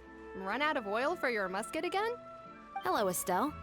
I want to know if anyone has come to your shop recently to order some firearm components. Oh, is this another case? Let me think. I don't think so. Some people have requested that I make some prop guns for the Fontanalia Film Festival, but I refused all of those requests. Oh? Why's that? Because there's no profit! I only make things here that can do some real heavy lifting. I don't have the energy to make some new molds just for the festival. Then has anybody come specifically looking for mechanical components? Well, I usually sell off my scrap to the Fleuve Cendre. I don't typically give them to one specific person. I understand. Thanks for your cooperation. Don't mention it. Always happy to have the Musketeers' patronage. Seems like we haven't found any leads to go off yet. Yeah, unfortunately. All right, let's head to Fleuve Cendre next. Huh? Are you sure? People might not be so thrilled to see the captain of the special patrol there. You think so, huh? Then I guess you don't know. Huh? Know what? That I grew up in Fleuve Cendre. I guess I'm finally on the right path. It's been a while, Tetro. Please, just get on with your request. I want to know if you've heard anybody talking about muskets lately. Information isn't free, you know. I've heard that bandits have been extremely active in the countryside recently, and they've been affecting the delivery of goods to Poisson. I can allocate some more manpower to help out with that problem. What do you say? You're still as helpful as ever. One of our men got drunk at dinner about a month ago and lost his gun. 3 days later, it turned up in the corner here. What's weird about that? He just forgot where he put it, right? This is Fleuve Cendre, my friend. Anything of value left in the tavern won't ever make it to the next day. But that gun turned out to be an exception. It didn't get any new wear and tear on it, and didn't even appear to have been fired. We were quite mystified as to what could have happened. I suspect it came back because the weapon was already known to the guards. You mean, a criminal was afraid the Marechaussee Phantom would use the shot marks to track them down? Maybe. But if that's the case, The culprit really took great care to avoid getting caught. I didn't say anything about a criminal. In Fleuve Sandra, knowing who was killed is as easy as knowing what clothes you're wearing today. It's the guy living in the East Side, isn't it? I've never liked him. Every time he's here, he just orders a drink and sits there with a nasty look in his eyes. So, who was the one who lost the gun in the first place? Don't bother. Even if you ask, he wouldn't admit to owning a gun to some strangers. Not to mention the captain of the Special Security and Surveillance Patrol. He's right. I know you grew up here, Chevreuse. Even though you're on good terms with the Spina, you've still been gone too long. Not many people know you here now, and a lot of people don't like the Special Patrol. I know. So take my advice and don't show your face too much around here. It's for your own safety. I'll come and go as I please, and I'm afraid I'll be appearing more often due to my work. All right. Don't say I didn't warn you.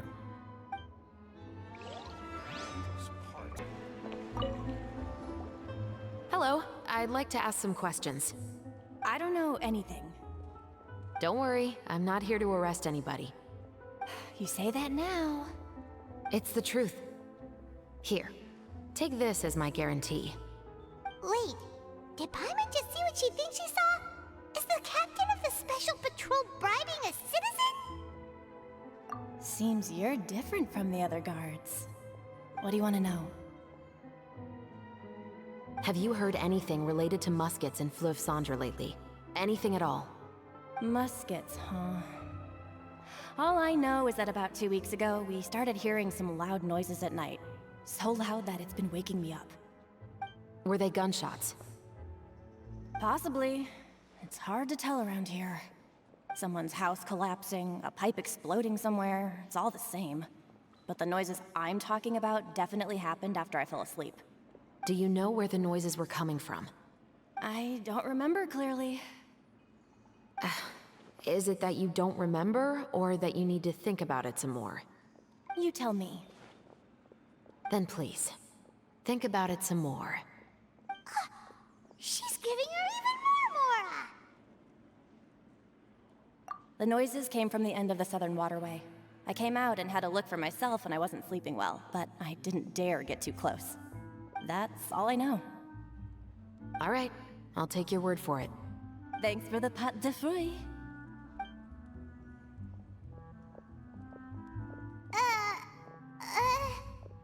No need to be surprised.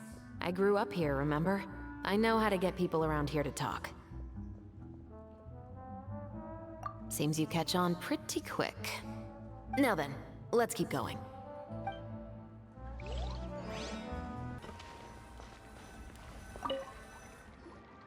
What's all this? Some broken planks and barrels, as well as some liquor bottles? Yes, but have a closer look, Paimon.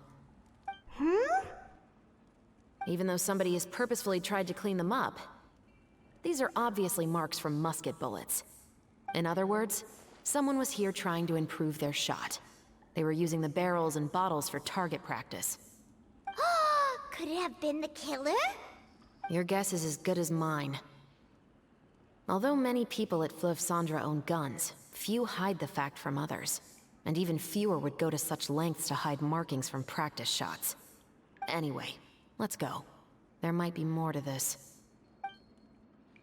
Seems like that's all we'll be able to uncover for today. Paimon feels like we managed to learn a lot more here than up on the surface. Yes. Assuming that everything we found is indeed connected to our suspect, then their timeline was probably something like this. A month ago, our suspect found a gun and took it home to disassemble it. Once he'd figured out its mechanics, he brought it back. In the following weeks, he used some parts to create his own makeshift musket, and took it to the Fleuve Sandra for target practice. Then, a few days ago, he found his target and carried out the murder. Once the deed was done, he left a rainbow rose on the body, just like the scene in the novel. That all makes sense to Paimon, but we're still no closer to figuring out the killer's identity!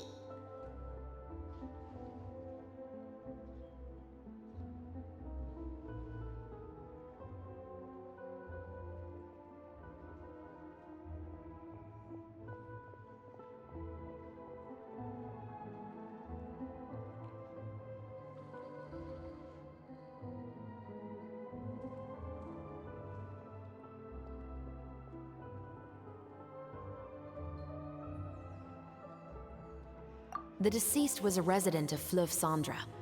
It's said that he was a poor, solitary man. Yeah, that's also something I'm trying to figure out. If we are indeed following the novel, and there's a story behind the murder, then this murder should be an act of vengeance. But according to our investigation, the deceased didn't have any enemies. He was no saint, but no one's heard of a rival who hated him enough to shoot him dead. Much less care to leave a rose on his body. What message is the killer trying to convey? And to whom exactly? We've thoroughly investigated that possibility. He claims to have spent the whole day at the Opera House on the day of the murder, and the staff there have confirmed his account. Okay, so he has an alibi. Not only that, he lacks a credible motive as well. He has a family of his own, and both of his parents are still alive. I've looked into his records. He was adopted at the age of 6, and all the proper procedures were followed. There are also records of him at an orphanage before then. In the story, the mother of the Two Musketeers was murdered after the children turned 10. Of course, he could have changed the children's ages, but I don't want to assume anything without evidence. More importantly, I've also had a chat with him in person. He didn't seem like the kind of person who would pull the trigger to kill a man. Then, what should we do now? We have all this new information, but it doesn't help us move forward. Investigations take time. I didn't expect us to catch the culprit in just a single day. How about this? Let's spend the next few days filming with the crew. We can continue the investigation once we're done with the film. I'm sure that given time, new leads will present themselves. Wait, but weren't you saying Intel is like small, remote islands in the middle of the sea just a moment ago? Wouldn't you just miss them if you were to stop looking? Ah, but the book had more than one reference to the islands, Paimon. Oh? What else did it say then? As long as you spend enough time sailing through the fog, you'll eventually come across an island.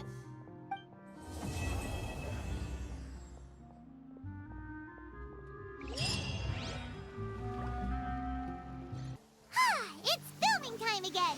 Our schedule is jam-packed for the next couple of days, too. We've got so many different locations and sets to cover. Anyway, let's head out and meet up with the others. You understand?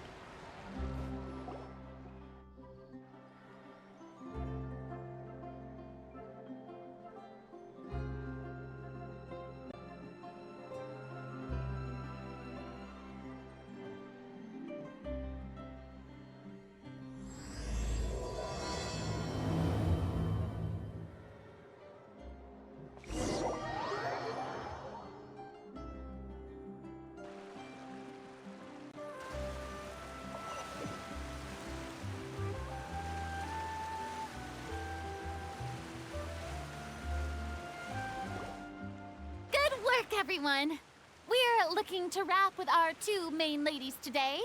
I can already smell our success. What do you mean, looking to wrap?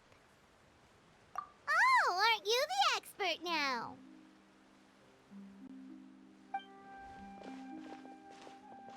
This upcoming scene is the 2 Musketeers' final confrontation with the Baron. There will be quite a bit of action, but no choreography beyond what we've already rehearsed. Anyway, get ready. Lights, camera, action! The view is beautiful tonight. It reminds me of that fateful night 10 years ago. And now that I've said it, I can even make out the faint fragrance of herbal tea in the air. Enough, villain! It's time that you pay for the death of our mother! My dear Iris, have you forgotten your manners? How can you speak like this to your own father? I'd sooner swallow all of my teeth than call you father. What did I expect? Seems the daughters have turned out to be just as obstinate as their foolish mother. In this world, mora and status is everything! She thought she could blackmail me using her children and force me to grant her recognition and concessions? Ah, how naive can a woman be? Mother never asked a single thing of you. All she wished was for us to live a peaceful life, just like the others. It was you who personally brewed the poison of prejudice and sent Mother to her death. Compared to that deadly poison, the 2 bullets that will soon pierce through your heart will be like sweet mercy. And that's exactly why I said you're just as naive as her. Did you really think 2 muskets would be enough to defeat me? So let's see. What is stronger? Mora and power, or the 2 muskets in your hands? Get them! Tulip! There are too many of them! It'll be okay. We'll cover each other, Iris. And Mother will be watching over us, too.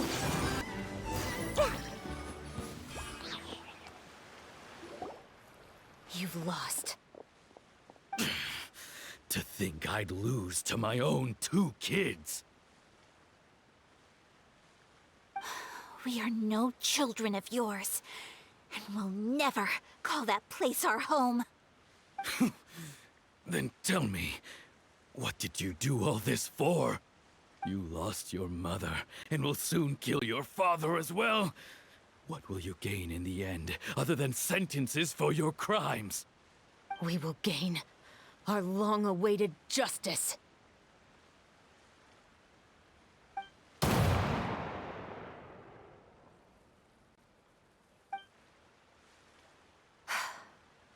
It's over. Finally, it's over.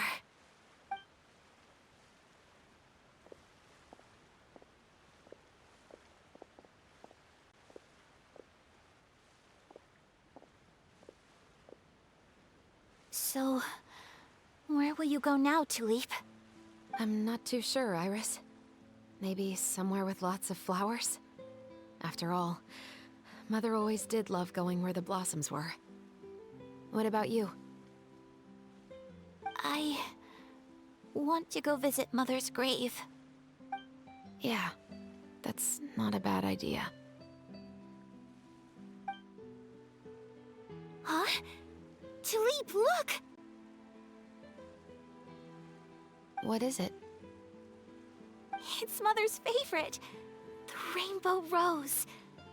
Look, it's blooming again.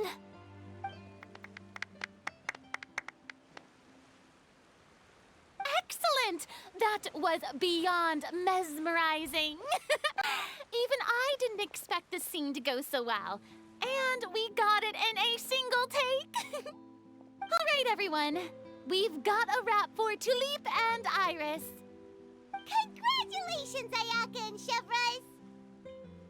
Thank you. I didn't expect our parts to wrap so quickly. I wish I could savor the experience for just a bit longer. Paimon totally understands. Paimon's not ready to say goodbye to the clapperboard either. Filming has really been a lot of fun. You were great too, Chevreuse. The way you said, long-awaited justice. It gave Paimon chills. That is indeed my favorite line in the whole book. I still remember trying to act it out in my room the first few times I read it. Whoa, Paimon would have never guessed you're that type.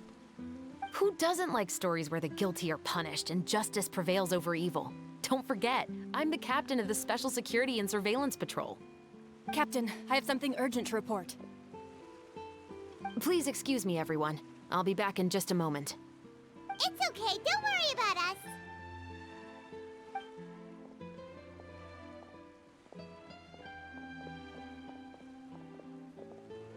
Oh? Was she whisked away by work already? I was just about to tell her how great she did. It seemed like some urgent official business. Then perhaps we should thank the stars that we were able to wrap both of your parts so quickly today. Switching around the filming schedule would have been a real pain. Anyway, I actually came over to let everyone know that we're all done for today. You can go home and get some rest. And one last thing, Miss Ayaka. Your acting skills today were immaculate as always. Are you sure you won't consider taking up full-time acting? See, I just happen to know this great troupe that's still looking for a lead actress. Thank you for your kind words, Director Furina.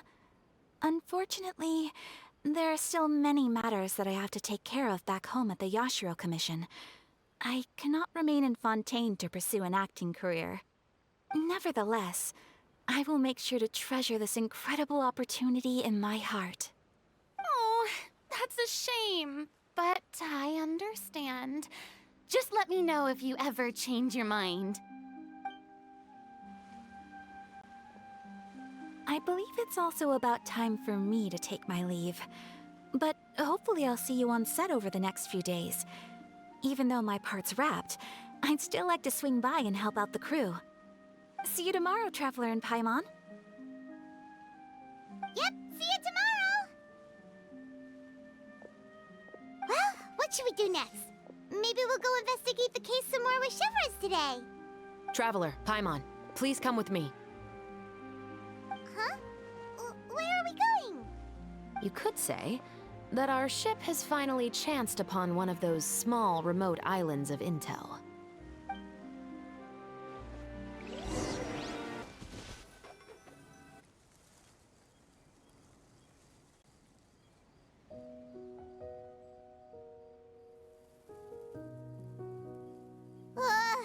Paimon's exhausted. Paimon definitely didn't expect having to float this far after a full day of filming. So, Chevreuse, why did you take us here? Affirmative. It wasn't anything conclusive, but it should show us a clear way forward. Have you ever heard of someone by the name of Emily? Oh, you mean that famous perfumer? She's a good friend of mine. She's lent me her aid several times in the past to resolve some difficult cases. After I discovered the rainbow rose at the scene of the murder, I sent it to her. After all, she's probably the foremost expert on flowers and scents in all of Fontaine. And then? There was nothing remarkable about the flower or the trace amounts of soil left on it. But according to Emily, the rainbow rose left by the killer was derived from a very rare cultivar. Huh. Paimon didn't know that there were different varieties of rainbow rose. Paimon just thought they grew everywhere in the wild. Flowers that are deliberately cultivated will always show some different features from those that bloom in the wild. We already knew that the rose left at the scene belonged to a special cultivar, but with Emily's expertise, we were able to pinpoint the place where it was first picked from. Oh, Paimon gets it now. So whoever first planted that rainbow rose was probably the killer. Precisely. And after we checked what we learned against some sales records from the past, we discovered that there's only one person in all of Fontaine who could grow and sell this specific cultivar. Really? And who is it? It's the novelist. But didn't you say he had an alibi? To be clear, I haven't changed my mind about him. I still don't think he was the one who pulled the trigger. However, that doesn't mean the true culprit never visited him at his home or never purchased a rainbow rose from his garden. Whatever the case, we will have to confirm a number of things with him. So you mean the next place we need to go is... Yes, we're going to pay him a visit at his home.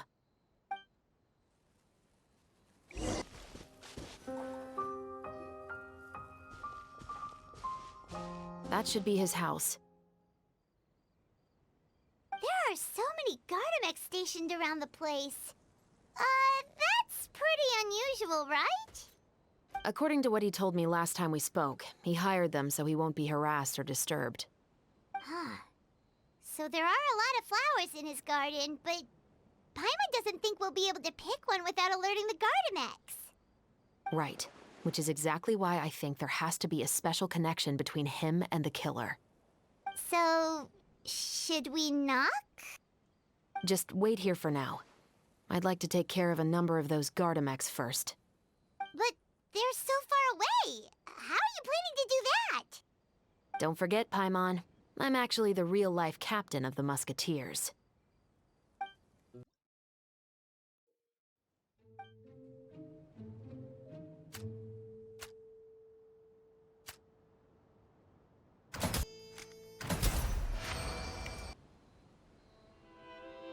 All clear. Let's go. Wait!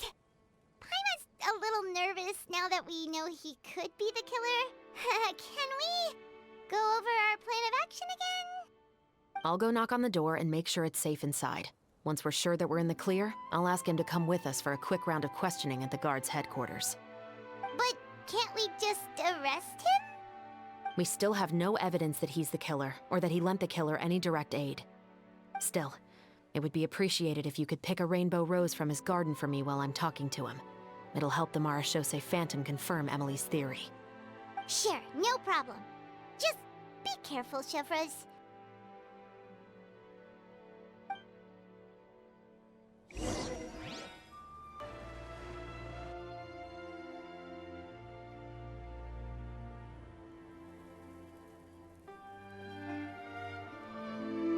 Excuse me, Mr. Baptiste, are you home? Who could it be at this hour?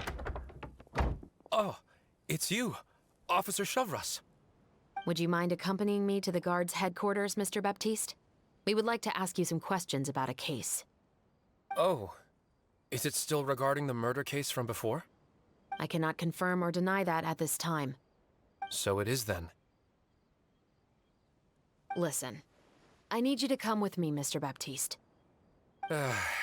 Miss Chevreuse, I'll save you the trouble. Oh, and you two over there? There's no need for you to pick my flowers either. It's not time for them to bloom yet. Oh! Okay.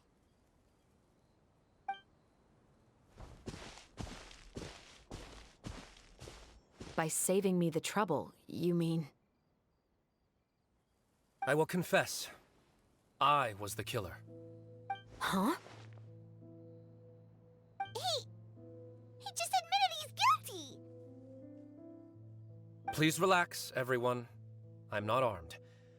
The musket you're looking for has been buried in my backyard. Then it's my responsibility to inform you, Mr. Baptiste, that everything you say right now will be used as evidence for the inevitable trial.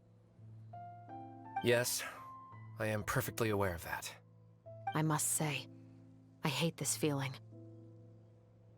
Oh? Is it because I confessed?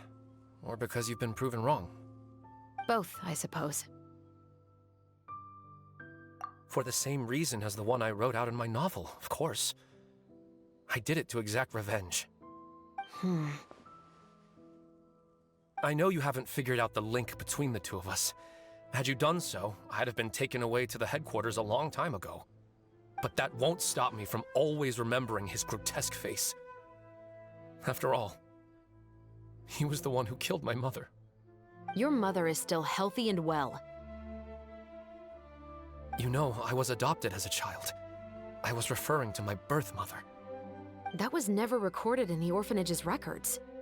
Please forgive a 6-year-old child for concocting some lies to protect himself after watching his mother die right in front of him. So, your novel, it was like a record of your life? No, of course not. It was a work of fiction with many embellished parts. But I am indeed the illegitimate son of a wealthy and influential man who abused his power to murder my mother. That part was 100% real. But the man you killed didn't have a Mora to his name. He was a hired assassin. An irredeemable beast who sank his fangs into a defenseless woman just for a few bags of Mora. But if that's really the truth, you wouldn't be telling us any of this now. You still haven't managed to take revenge against your father, the true mastermind behind it all. I never thought I'd hear that kind of thing from the captain of the Special Security and Surveillance Patrol. I'm simply skeptical about your motives. It's simple, really. I've grown tired of everything and don't want to shoulder this burden anymore. You may have considered me too soft to pull the trigger. Well, as it turns out, you are exactly right. I've become overwhelmed by the aftermath of the murder. So you're going to call a stop to your revenge, just like that? The true mastermind is too rich and too powerful for me. I've accepted that I will never be able to avenge my mother alone. And so what? The characters in your book never gave up? Now, Officer Chevreuse, I'm the one who has killed a man, aren't I? Are you trying to convince me to commit another crime? What's your father's name? How do you plan to prove the veracity of all of your claims? Well, I'd like to speak with you privately. Sure. Why don't we speak privately at the guard's headquarters? No, it has to be here. I must ensure that we won't be overheard. Fine. Let's talk here. When I said won't be overheard, I meant by anyone. I would like to speak with you and you alone.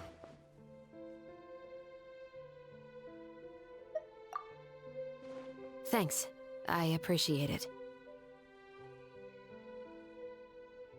Please stay safe, Chevreuse.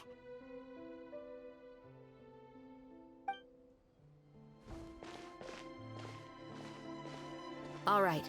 Let's hear it. Will you really believe what I'm about to say? Well, that depends on what you're going to tell me. Fair enough. Fair enough. Then listen closely.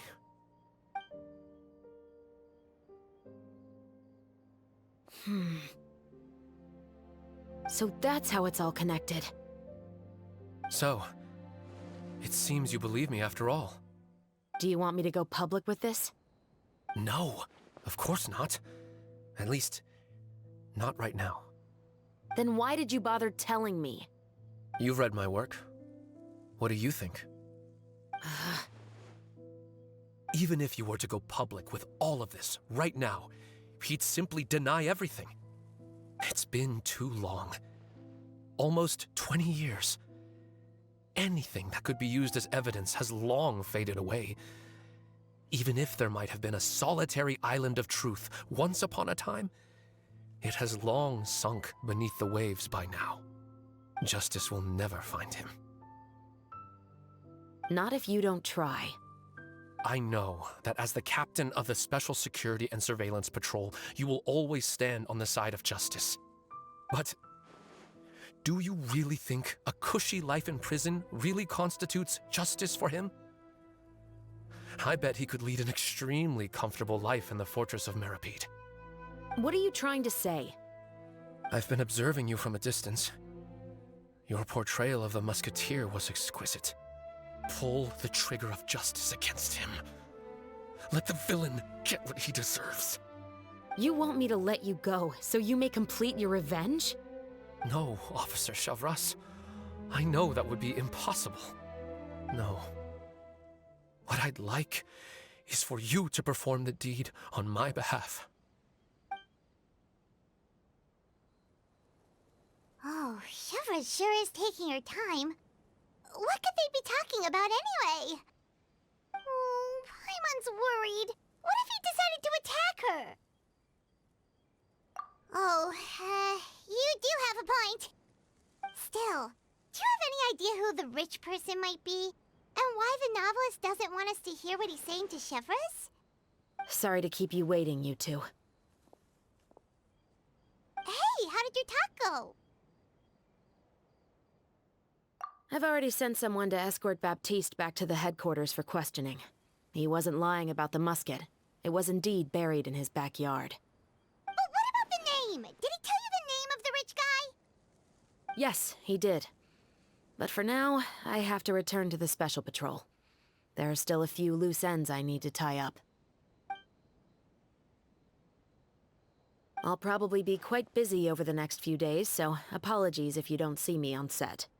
All right, Paimon understands if you can't tell us everything you know. We'll just keep an eye on the Steambird then. Actually, there's still something else I need your help with.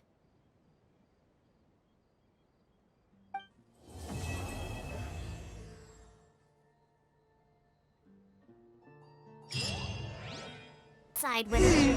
We haven't seen Chevreuse since that night at Baptiste's place. Well, guess there's no point in worrying about it now. Let's go join up with the others.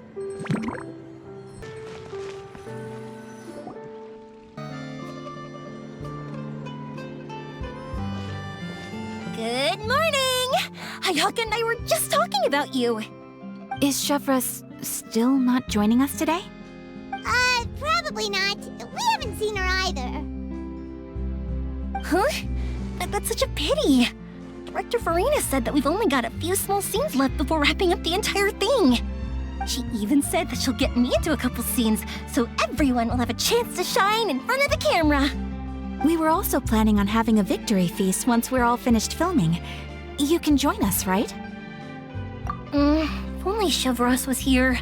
I still haven't taken a photo with her. I'm afraid that can't be helped. Those special patrol folks are like phantoms when they've got a case on their hands. But to be honest, I'm even more concerned by what I read in the Steambird earlier this morning. It said that the killer in the murder case was none other than the author of the Two Musketeers. Oh yeah, I heard about that too. He came forward and confessed his crimes, but gave no explanation as to why he pulled the trigger. We didn't know about this case at all when we joined the film. Is it going to affect the reception of our work? From a pure publicity standpoint, this will draw a lot more attention to our film.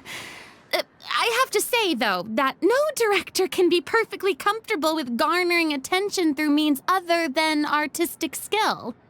To be fair, I feel like that ship sailed the moment you allowed yourself to be named as the director on our posters. It's not my fault that I'm super popular. What was that saying again? My popularity has, Sunk to an all-time low? spread to the four corners of Teyvat.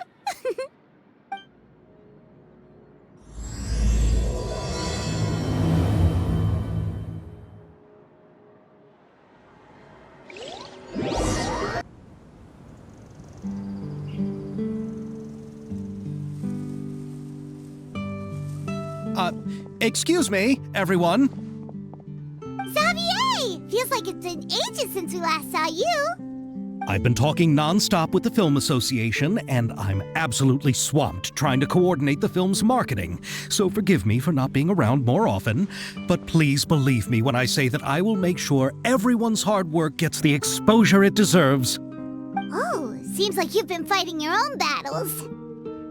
Yes, that's one way to put it. Oh, and before we begin the final round of filming, please allow me to finally introduce you to the original investor of our film, Mr. Morris. A pleasure to meet you all. Yes, glad to make your acquaintance, Mr. Morris. We've heard about the issues you've encountered with your financial situation, and genuinely hope that things have taken a turn for the better. Oh, well, the situation has, indeed improved somewhat. Don't worry, Mr. Morris. Accidents and last-minute challenges happen all the time. There's no need to blame yourself over it. The good news is that we're almost done filming now, and I would even say that this is the best story I've ever seen. Is that so? I say that's great news. All right, now that we've gotten all the pleasantries out of the way, let's get this show on the road. We'll mostly be filming typical people and scenery from the streets today to improve the sense of environmental ambiance in some parts of the film. Oh, and there'll be a cameo for Mr. Kamisato and Miss Yoimiya as well. They'll be used to show outsider perspectives on the fates of the Two Musketeers. That's right. Ayato should be here any minute. Excellent! Then let's start with the scenery shots. Camera and clapper loader, you're up. Yep, we'll be ready. Remember, all we need are some wide zoom shots of the streets. If you happen to find some particularly lovely patches of flowers and grass, feel free to grab some close-ups of those as well. Ready? Lights! Camera! Action! Okay, now move the camera slowly. Try to focus on that flower. What's wrong? Just adjust the focal length a bit. Something the matter? Huh? But wasn't it working fine for all the days before? Veronique, can we try a different camera? No problem. How about this one? All right, let's give it another try. Lights, camera, action!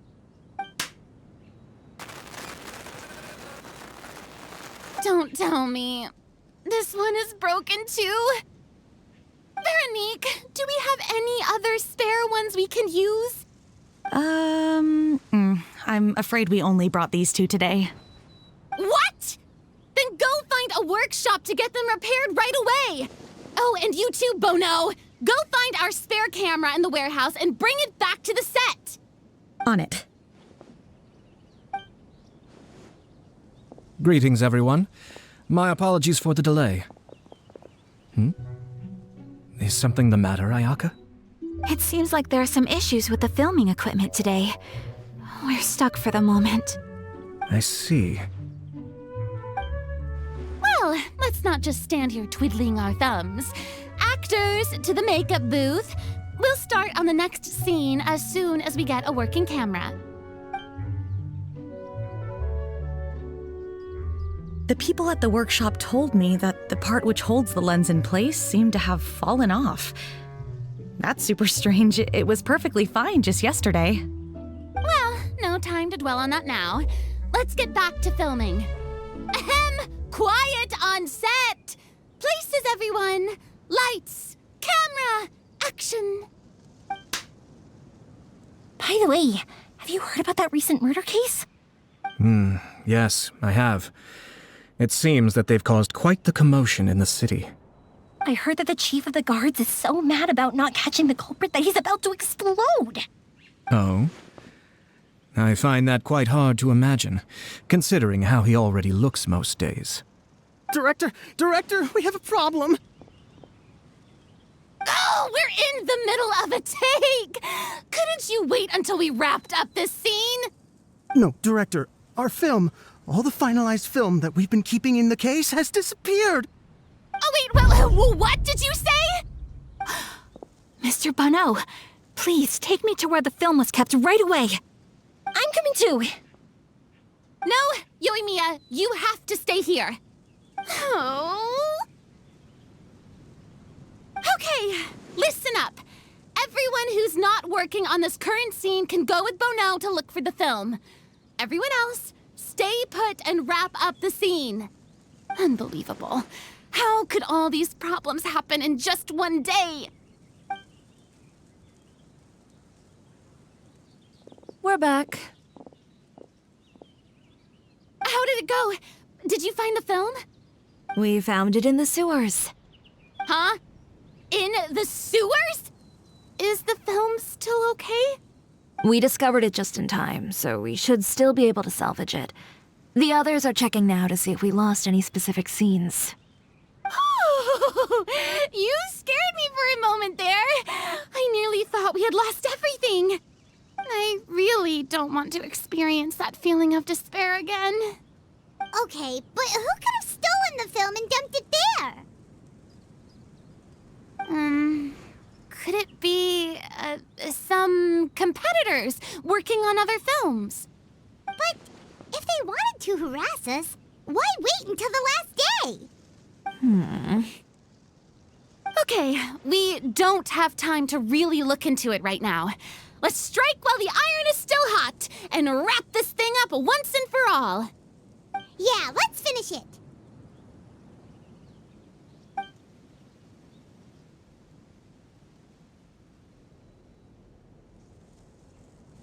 I would like to officially announce that our entry to the festival, the Two Musketeers, has now concluded filming! Paimon is spent. It's so late already. Even though the filming process proved to be extremely challenging, everyone provided valuable and unique contributions to the final product. Thank you all for your dedication and support. And just like Director Furina, I would also like to extend my most heartfelt thanks to all of you. Really, you've all helped me so much. All right, let's save the awards speech for later, and hopefully also get some rehearsals in before the real thing. Anyway, Okay, now it's time to party!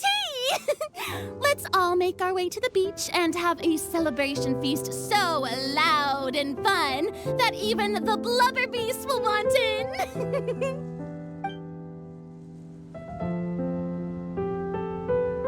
Party! Party! Paimon wants to party! Whoa! This place is hopping! Everyone's finally getting to relax after wrapping up the film! Let's go chat with someone! Have you ever seen a fireworks show, Mr. Morris? It's pretty amazing. I'm afraid I haven't, but I'll take your word for it.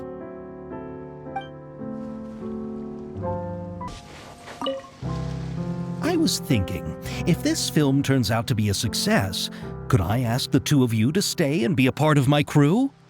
Of course, I'll definitely increase the pay for next time. I'd be more than happy to, Mr. Xavier. Thank you for the offer, Mr. Xavier. But I've made some plans to go on a journey to the other nations once the festival is over. Is that so? Well, then in that case, bon voyage, Miss Veronique. Please feel free to get in touch once you've returned to Fontaine.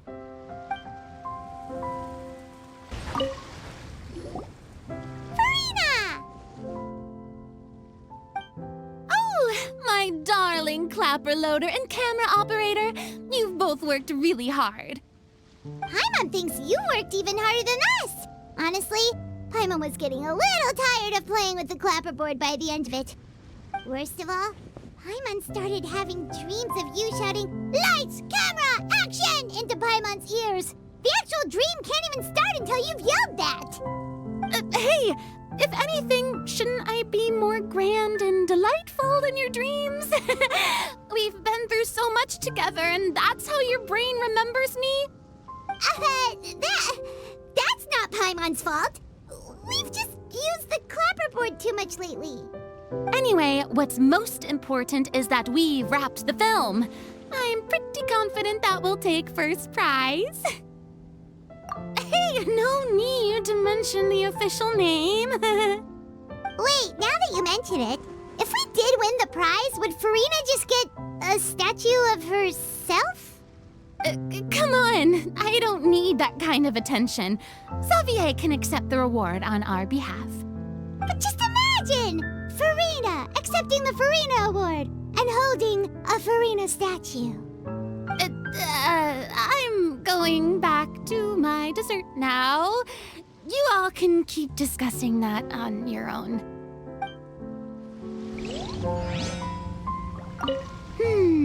What kind of dessert should I try next?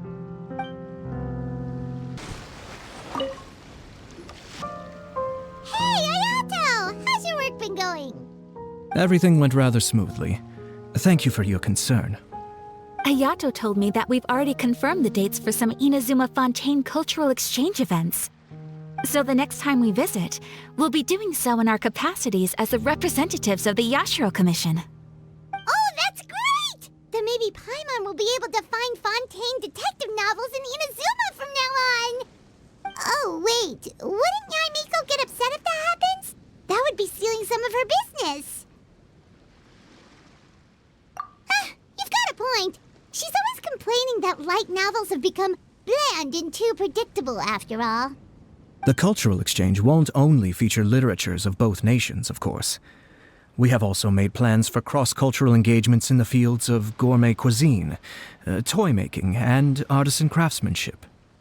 Whoa! Paimon's getting super excited now! When the time comes, be sure to visit and participate in all the events.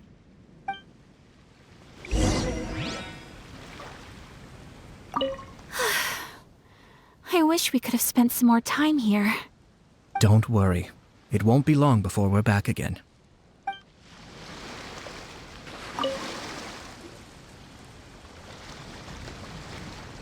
Chiori! Hey, you two. Are you not really into these kinds of big social occasions? Not particularly. But this is still better than Fontaine Fashion Week. But if this film becomes a big hit, people will definitely come flocking to your shop. Yes, that's highly likely. As long as the film can premiere as planned. Are you still worried about the case? That and all the obstacles we had to face today. You're right. It's as if all our bad luck just manifested at once. But why today of all days? No, it's nothing. We've already delivered the film to the editors, so there should be nothing more to worry about. How are you doing, Mr. Morris? You having a good time? Well, you could say that. Do you happen to know when the party is scheduled to end? Judging by how much fun everyone's having, I'd say probably not until well after midnight. Is there something that you still have to take care of at home, Mr. Morris? Oh, well, I'm just not a late night person, so I might take off shortly. Oh no! Silly me. I almost forgot something super important. Oh, what is it? I prepared a whole batch of fireworks for the party, but I forgot to bring them over from the warehouse. Fireworks, you say? Well, that's, truly a pity. Sorry things didn't go as planned. Could you help me carry them over, Mr. Morris? I won't be able to fetch all of them by myself. Me? Are you sure that you can't find anyone else? I just wanted to make this a surprise for everyone. The warehouse isn't far from here. We'll be there in no time. Pretty please, Mr. Morris. These are some of the best fireworks I've ever made. So I also want you to see them before you leave. They're stunning. I promise that they'll be a once-in-a-lifetime experience that you'll never forget. But... It's okay. Just come with me. If we're sneaky enough, nobody else will see us leaving. All right. The warehouse is right over here. I moved the fireworks there in advance, so it shouldn't be too much work bringing them back. It's still a ways away from the party. Sorry about that, Mr. Morris. It's probably because I'm used to carrying fireworks all the time, so it doesn't feel like a lot of work to me.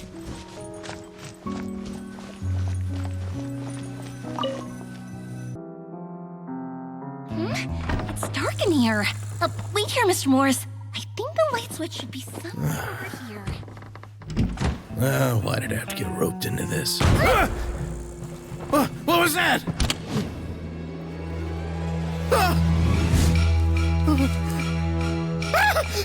Who's there? Get me out! Get me out of here! Did you really think you'd get away, Morris?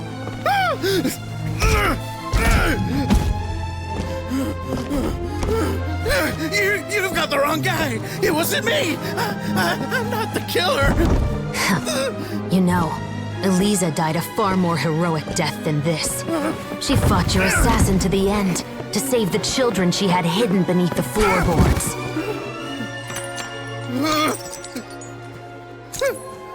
That is Eliza's pendant, the one with a photo of you two inside.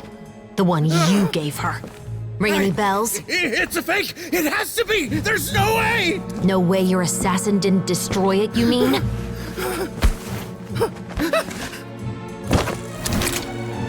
Did you ever love her, Morris? Or was killing her always the plan? No, please. Listen to me. I told Eliza to keep us a secret. I paid her plenty for her silence. I never thought she'd keep the child. Everything was gonna come out, and I had no choice. She'd force my hand. No! I'm begging you. I have money. Just name your price, please. You can keep your Mora, and you can go to hell.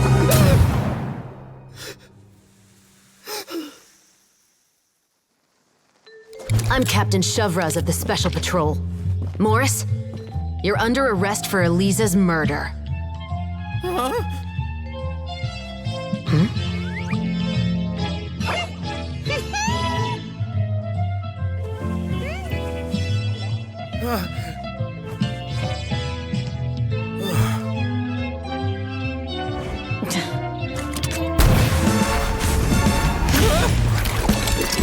You're under arrest too, prop manager Veronique. Or perhaps I should call you the Second Musketeer.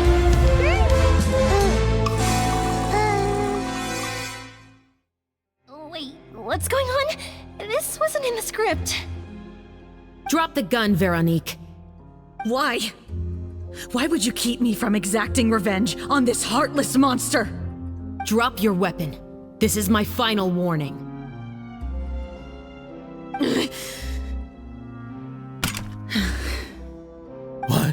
What is going on? Do I have to spell it out for you, Morris? Everything that took place just now was staged to get you to confess the truth. But this last part is all improv, of course.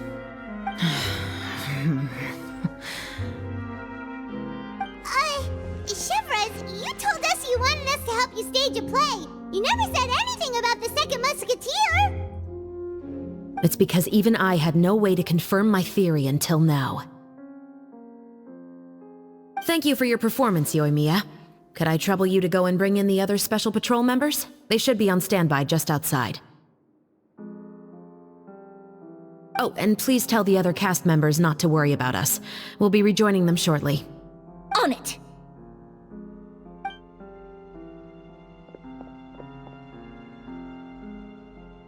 So what do you think, Morris?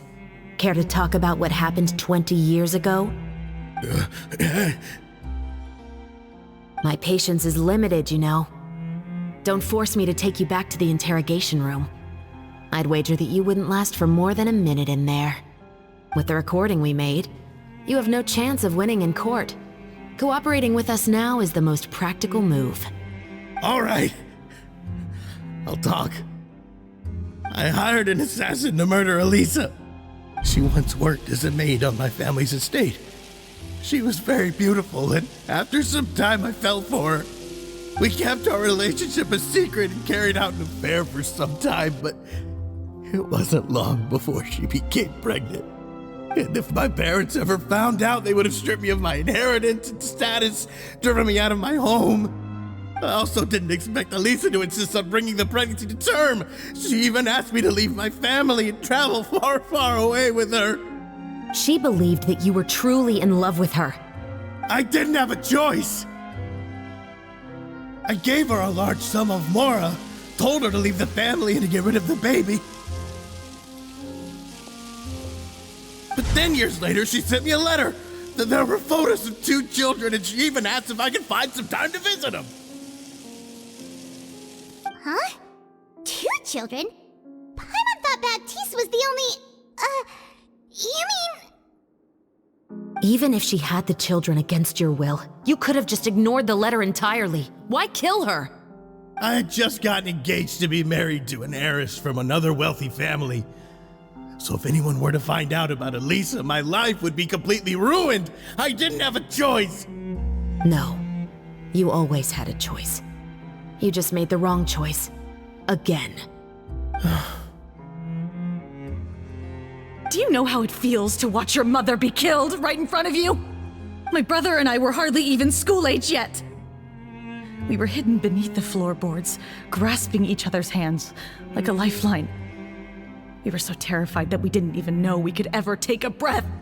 All we could do was to watch Mother try to fight back, and then collapse to the floor. Even after the assassin left, we were still too terrified to leave our hiding spot. We thought that he might come back. It was only until the next evening when we finally climbed out and gathered around our mother. But she had already become cold and stiff to the touch. You made up your mind right then and there to bring this case to light.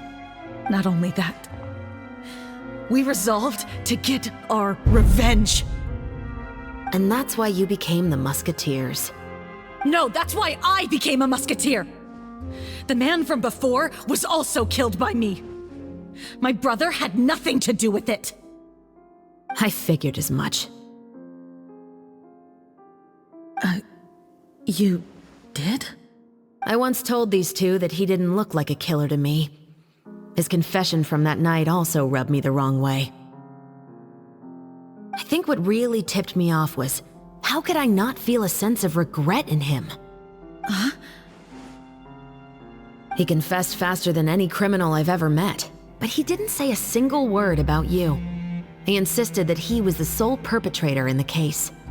But after the questioning ended, I disassembled the musket we dug up from his backyard, put it in front of him, and told him to reassemble it.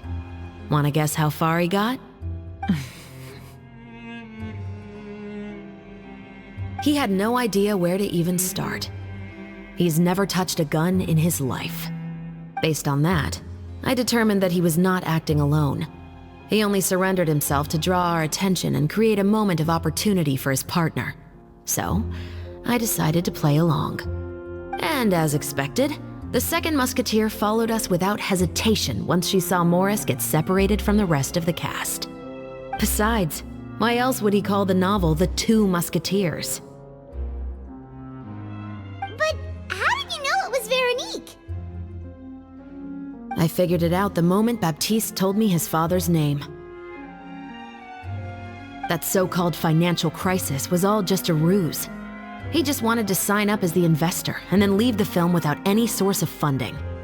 After all, he has a vested interest in minimizing the reach of this story. It's really just the same thing as what he did to Eliza all those years ago. Human scum. But then Xavier pulled out all the stops and got the film made against all odds. Morris couldn't have that. With the killer in custody, he figured it was safe to act. And so he came to visit the set today, just as I expected. Wait, so you were behind all those mishaps today?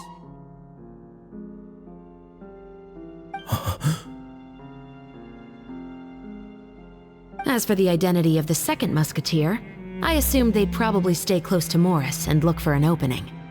And if they already knew that Morris was the film's investor, then that narrowed the list of potential suspects as well.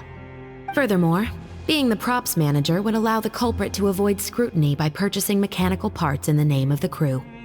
With that hypothesis in mind, I went back to check Baptiste's orphanage adoption records. Guess whose name I saw on the same page, just a few lines from his. My brother. He trusted you. As in, he trusted me to perform the deed on his behalf? He trusted you to stand on the side of justice. I am. I thought you could do it as well. Oh, the look on your face when you told him to go to hell. I really thought you'd put a bullet in his brain. You know what he has done. Are you telling me that you'd rather see him spend the rest of his life living like a king in the fortress of Meripede? I will never be able to forget the feeling of my mother's cold, lifeless hands. And you would call this ending fair? Is this what you call justice? I won't lie, Veronique. I did hesitate when your brother first told me about the truth. I wondered. I agonized over whether I should really put a bullet in his head. So why don't you? Because that should never be how justice is carried out in this world. Perhaps, to you, justice is simply reciprocated. An eye for an eye, and a life for a life. But everyone has their own understanding of justice. If everyone were to pursue their own definition of it, there would be no more order in this world. Today, you'll kill Morris, and tomorrow, his children may come for you. The world cannot render judgments based on a desire for revenge. That will only lead to a cycle of revenge, as well as the destruction of order and civilized society. Fontaine is founded on a set of laws and a standardized code of justice. That is why we are the nation of justice. But with all that said, I will promise you this. Morris will not lead a cushy life in the fortress of Meripede. Chevreuse, the rest of the special patrol is here. Thank you so much, Yoimiya. Letelier, Terena, please take them away.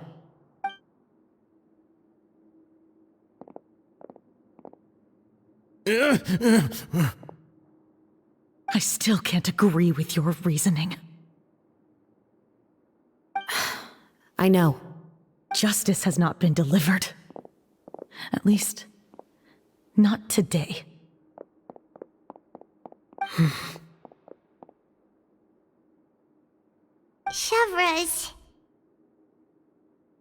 Let's go. We should give an explanation to the crew. Thank you for your concern. I'm fine. I'm just thinking about the things in life that have driven people to take justice into their own hands.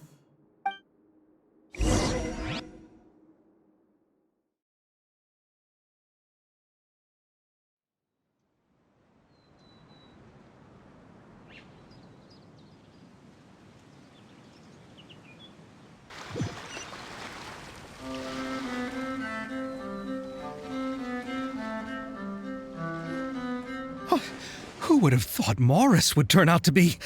I'm at a loss of words. How could he have done something like this? I'm just glad that you're all safe and sound. Who knew that such a labyrinth of cases would be behind this story? Well, what should we do now? We have a finished film, of course, but should we still go ahead with the premiere? What do you mean? Shouldn't you be even more motivated to spread the word now that you've learned the truth? Chiori is right. I'd also like more people to see this story for themselves. But the real ending of the story seems to have deviated somewhat from the one in the script. Is that still acceptable to you, Miss Chevreuse? The call is yours. We still have time to reshoot an ending if that's what you'd like. No, it's fine as is. I like what we have for the catharsis. Romanticism is what gives works of art their appeal. Fiction is able to explore means of restitution that could never work in real life. Just like the real world, the world of stories also has its own set of rules and justice. These different possibilities are what initially drew me to reading in the first place. Sounds good to me. I support your decision. What about Veronique? Will she be okay? She will soon face her judgment alongside her brother and Morris. If I had to guess, they'll probably all be sent to the fortress of Meripede. I'll make sure to give Wriothesley a heads up about it. Oh, you mean that kind of heads up? Exactly. Ahem. All right, then the matter's settled. Now that everything's been taken care of, there's no reason for us to keep looking all gloomy and grumpy. Let's get back to the feast and enjoy each other's company. We'll be starting the post-production process tomorrow. You should join us, Chevreuse. You missed the first few hours of the party, didn't you? All right. Count me in. Then I'll wait for you over there. There's still some good news that I'd like to share with Chevreuse. Traveler, Paimon, could you wait for me by the sea after the party ends? I'd like to go on a brief walk with the two of you. Thank you very much.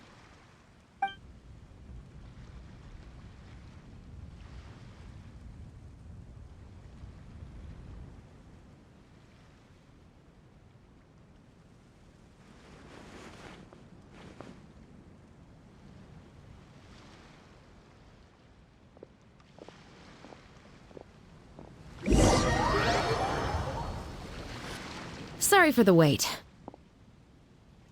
Oh, we weren't waiting long at all. Is there something else you wanted to tell us? No, I don't have anything new to share. I just felt that since you were my investigation partners, I should have another conversation with the two of you.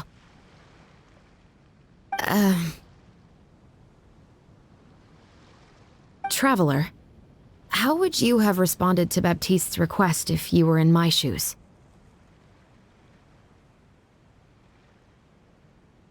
Is that so? Well, thanks for sharing. When I was young, my father often took me here to swim. We'd come rain or shine, even when it was freezing cold. He told me that swimming was the best activity to train one's strength of will. You could never give up before reaching the shore, especially when the water was cold. Oh? Why's that? Because the moment you give up would be the moment you die. At that point, I still hadn't received my vision. One winter, the chilly wind felt almost like knives on my skin, and the seawater was so frigid that it numbed my toes the moment I stepped in. I cried and begged my father to spare me from having to swim across, but he wouldn't listen. He used to be a member of the Special Patrol as well. You could say it was his way of educating his children. That sounds awful. When he saw that I wouldn't stop crying, he just picked me up and tossed me into the icy water. The bone-chilling cold took away my senses. I couldn't feel anything but fear and rage.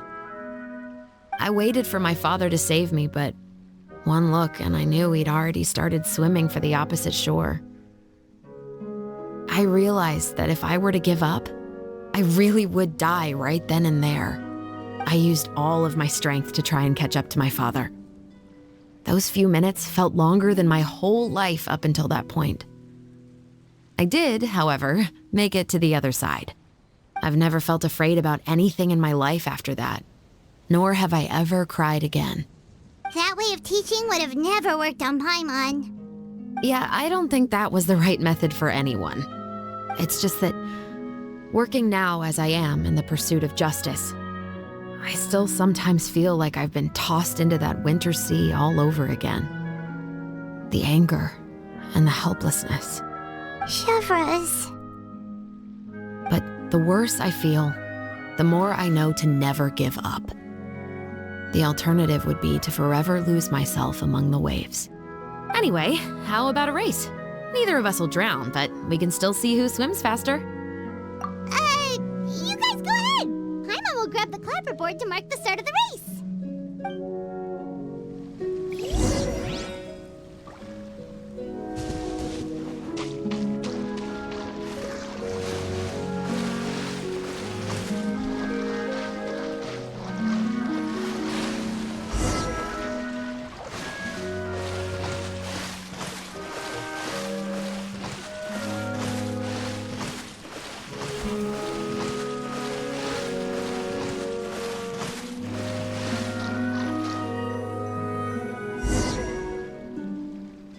Whoa, that felt good.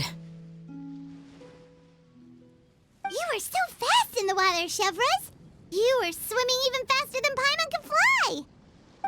So, about the special patrol, did you join because of your dad? Partly, but I'd say I was more inspired by the heroes I read about in stories growing up.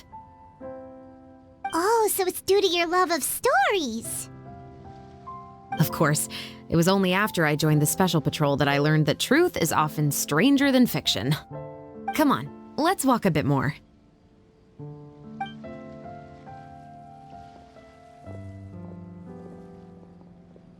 To be honest, I do sometimes question whether the decisions I make are the right ones. But I know that no matter what, I must keep swimming. Because the only thing I've got my eyes on is the shore in the distance.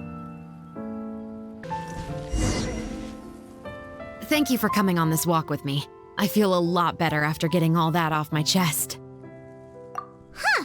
We're nearly back at Baptiste's house. Huh. You're right. I didn't realize we were so close. He really did plant a lot of flowers.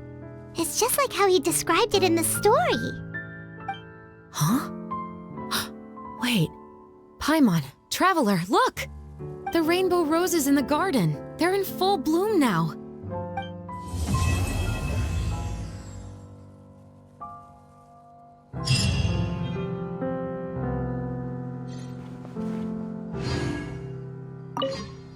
Even though it's a bit late, I must thank you for investigating this case with me.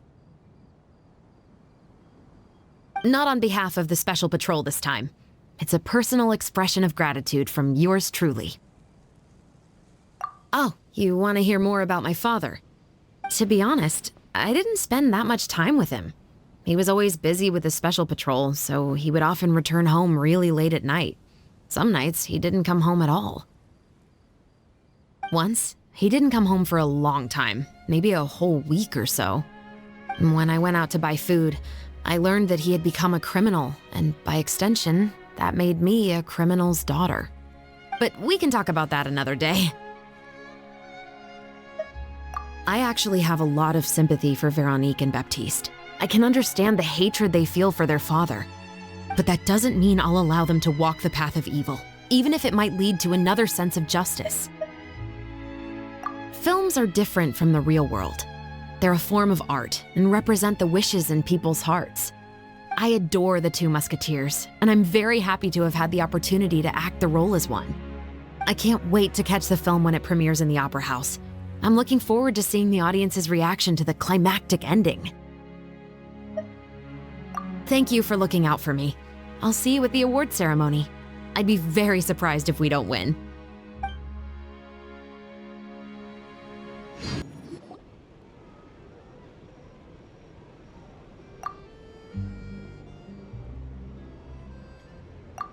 Xavier, it's been a while. Hey there, you two! Sorry I've been scarce. I've been buried in marketing and preparing the film for release ever since we wrapped post-production. The award ceremony is today, right? Paimon wonders if we'll win the Furina award. I'd give it a 90% chance. Furina! Oh, Paimon didn't know you were already here. You're earlier than everyone else. I'm sure the others will also be here in no time. Xavier, if we end up getting called on stage, shouldn't you come up with a name for our crew? What? But we don't even know if we're going to win. I wouldn't want to jinx our chances by celebrating early. Just open your eyes! Surely you've seen the audience's reactions to our film. We've had nothing but critical acclaim. You've also had conversations with the Opera House's operating staff, right? Didn't they want to increase the number of showings? With the mora you've made from the box office, you can now open your very own film company. But that's all credit to my amazing crew. You've all helped to make this a reality, so I can't be the only one asked to come up with a name. Well, give it some thought. I'm sure the crew will respect your choice. All right, but before that, Traveler and Paimon, could I trouble you to quickly pay a visit to the Fortress of Meripede? Huh? But shouldn't we stay for the award ceremony? I wanted to ask you two to invite Chevreuse to join us at the ceremony. She's one of the lead roles, after all. I haven't been able to find her recently, so I haven't had the chance to invite her personally. According to the papers, the culprits of the Musket murder case will be personally escorted today by the captain of the Special Patrol to the Fortress of Meripede. Oh, Paimon gets it now. Yep, just wait here, Xavier, and maybe try to come up with a few snappy-sounding names. All right, then I'll leave you to it.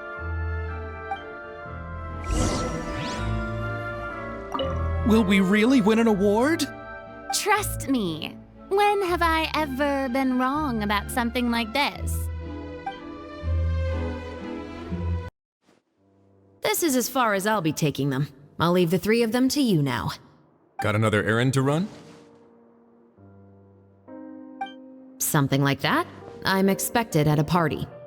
Now that's something you don't hear every day. Found a new pastime? No, it's just a special occasion. Chevreuse! Wriothesley! Festivals really do bring people together. It's been a while since I last had so many visitors at the Fortress of Meripede. Call it the festival spirit, I guess. Yeah, you could say that. Even our head nurse has gotten herself all worked up preparing super deluxe nutritious shakes. Just one gulp and you'll have met all your nutrition needs. Were you talking about work just now? We've already finished discussing everything. So, what do you think about my heads up, Mr. Wriothesley? I believe I haven't yet made any promises or guarantees. But you also didn't shoot me down. Here, how about this? You could give everyone a copy of the newspaper. Perhaps on the day when the cover story happens to, oh, I don't know, expose a certain someone's misdeeds from 20 years ago? I suppose then a certain someone may soon find himself the most unlucky person in the Fortress of Meripede? While another two people will soon be hailed as heroes. Speaking of heroes, did you two need something from me? Oh, actually, we're here for... You're here to invite me to the party, right? Don't worry, I didn't forget. Ooh, then let's head back right away! See you, Wriothesley! Happy Fontanalia Festival! And the same to you.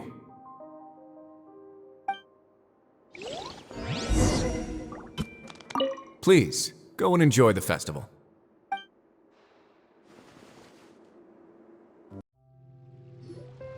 And the winner of the Furina Award for the first Fontanalia Film Festival is... the Two Musketeers!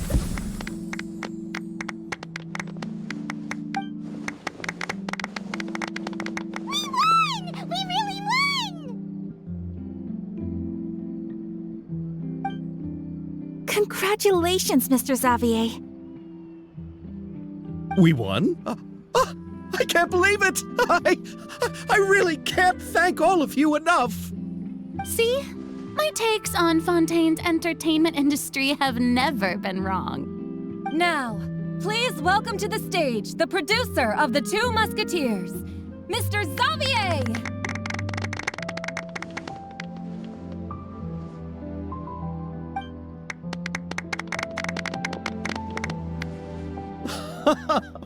Thank you! Thank you all so much for your recognition and support.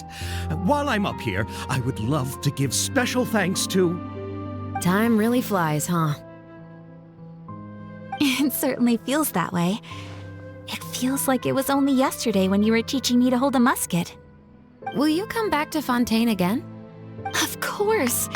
I'm very fond of this city. There are so many novel and interesting things that it's been hard to keep track of them all. But how about you? Would you be interested in visiting Inazuma? I can't say the thought has crossed my mind before, but I'd be willing to consider it now. I will be eagerly awaiting your visit. It would be wonderful if you could visit my home and enjoy a taste of our tea and desserts. Yeah, let's keep in touch. Did you accomplish all you came here for? Yes. And you should visit Inazuma again sometime. How has Ogura and her business been? To my knowledge, she's doing quite well. Tell her I said hi. I certainly will. I heard the thunderstorm has stopped. Yes, and the war has also been brought to an end. Peace and prosperity has returned to the islands. I quite like the sound of that. Perfect for hanging textiles out to dry. I'd like to offer my thanks again to the entire cast and crew. Without you, I would have never completed this film, much less had the opportunity to be standing on this stage. With the support of my entire crew, I would like to officially announce our film company, Musketeer Pictures! Woohoo! That has a really nice ring to it. Then in that case, let's please welcome all the members of Musketeer Pictures onto the stage for a commemorative photo. Oh, Paimon didn't know we'd also be taking pictures. Director Furina, I believe you are the most deserving person to raise this trophy. Huh? No. There's no need.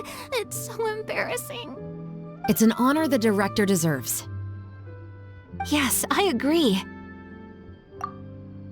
Just accept that you're not getting out of this. Ready, everyone? 3, 2, 1. Musketeer Pictures!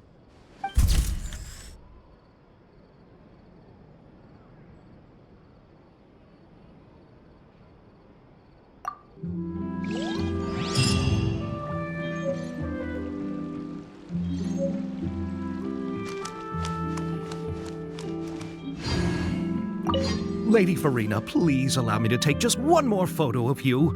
I would also love to get your autograph, just as a memento of our time together on the crew.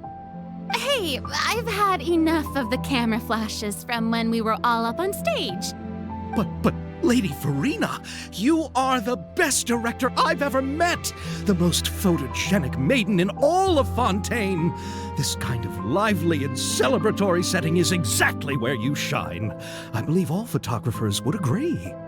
Come, the brightest star of our land! Show us your light! The camera is waiting to sing praises of your beauty! Well, I'm flattered, but... All right, I'll humor you and try a few more different poses. But I don't have to hold the trophy, right? Of course. You may pose however you like.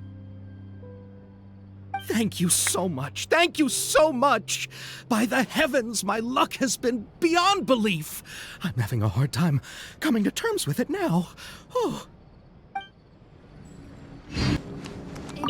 Miss Yoimiya, we haven't had the chance to talk, but please accept my thanks for everything you've done over the past few days. Oh, but I feel like I didn't do anything out of the ordinary. I'm very grateful for your assistance during that special performance in the warehouse. It was always going to be somewhat risky to engage and draw away Morris all on your own. You're only a civilian and have never been trained to act in such a dangerous situation. Don't say it like that. As the director's assistant, it was my duty to help out the crew however I could. It was an honor to help you solve the case. I have to admit, though, my heart was thumping super hard the entire time I was laying on the ground. I was scared that everyone would notice. You did great. Oh, and before I forget, if you ever visit Inazuma, please come and pay a visit to Naganohara Fireworks. I'll make some fireworks for you. I even know what shape I'd make. I'm guessing a musket. Telling you now would ruin the surprise. If you really want to see it, just come and visit me.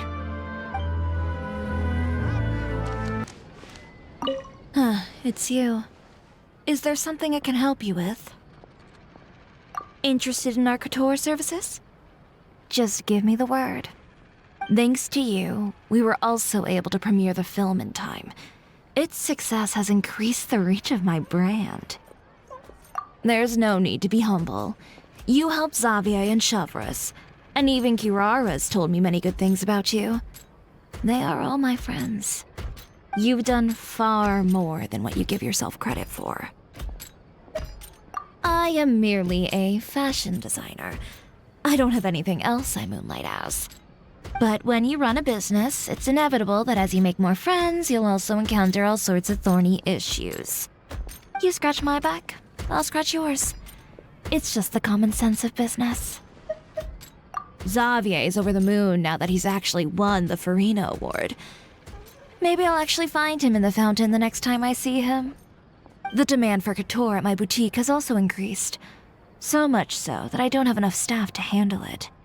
Looks like I'm one step closer to achieving my dream. Anyway, you will always be welcome at Chiori Boutique. I would love to see you both again at the upcoming Fontaine Fashion Week as well. Okay, see you around.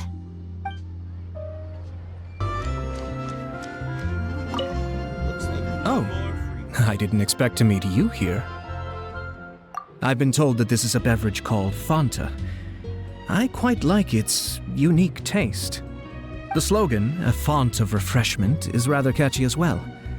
I'm starting to wonder if I could incorporate it into our cultural exchange initiative.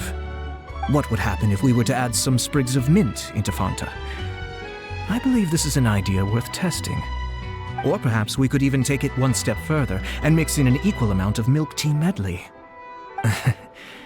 But for some reason, I suspect that experiment wouldn't turn out well. Thanks to you, the film was successfully completed and the Yashiro Commission secured a collaboration project with the Palais Mermonia. If another opportunity was to arise in the future, perhaps I should take on the chance to act as the protagonist. Or perhaps you think the role of villain would fit me better. Thank you for the well wishes. I will take good care of Ayaka and Yoimiya. I would like to wish you safe travels on your next journey as well.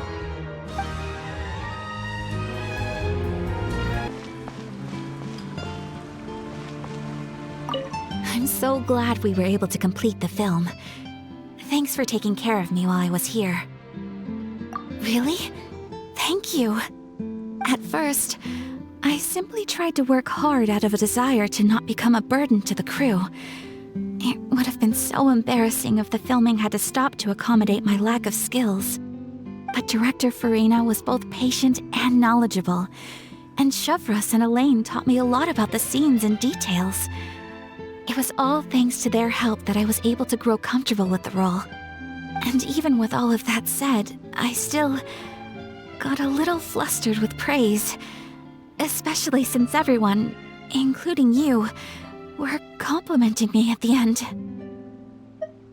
Yes, I visited many places with Yoimiya in between the filming sessions. The elegant streets, the beautiful flowers and greenery, and the dreamlike underwater world. Everything I saw will shine like stars in my memories. It also brings me joy to think that perhaps you've marveled at those exact wonders as well. It's nothing at all. I don't often have the opportunity to wander out into the world like this. Not only did I make many new friends during this trip, I also picked up many new skills from everyone around me. I will cherish this experience greatly. Oh, and I'm also going to bring some conch madeleines back to the Yashiro Commission as a gift. If we could enjoy them with some coffee, perhaps it'll feel as if I'd never left Fontaine at all. Thank you for looking out for me. Please do take care of yourself during your adventures as well. If the stars align, we'll see each other in Inazuma again.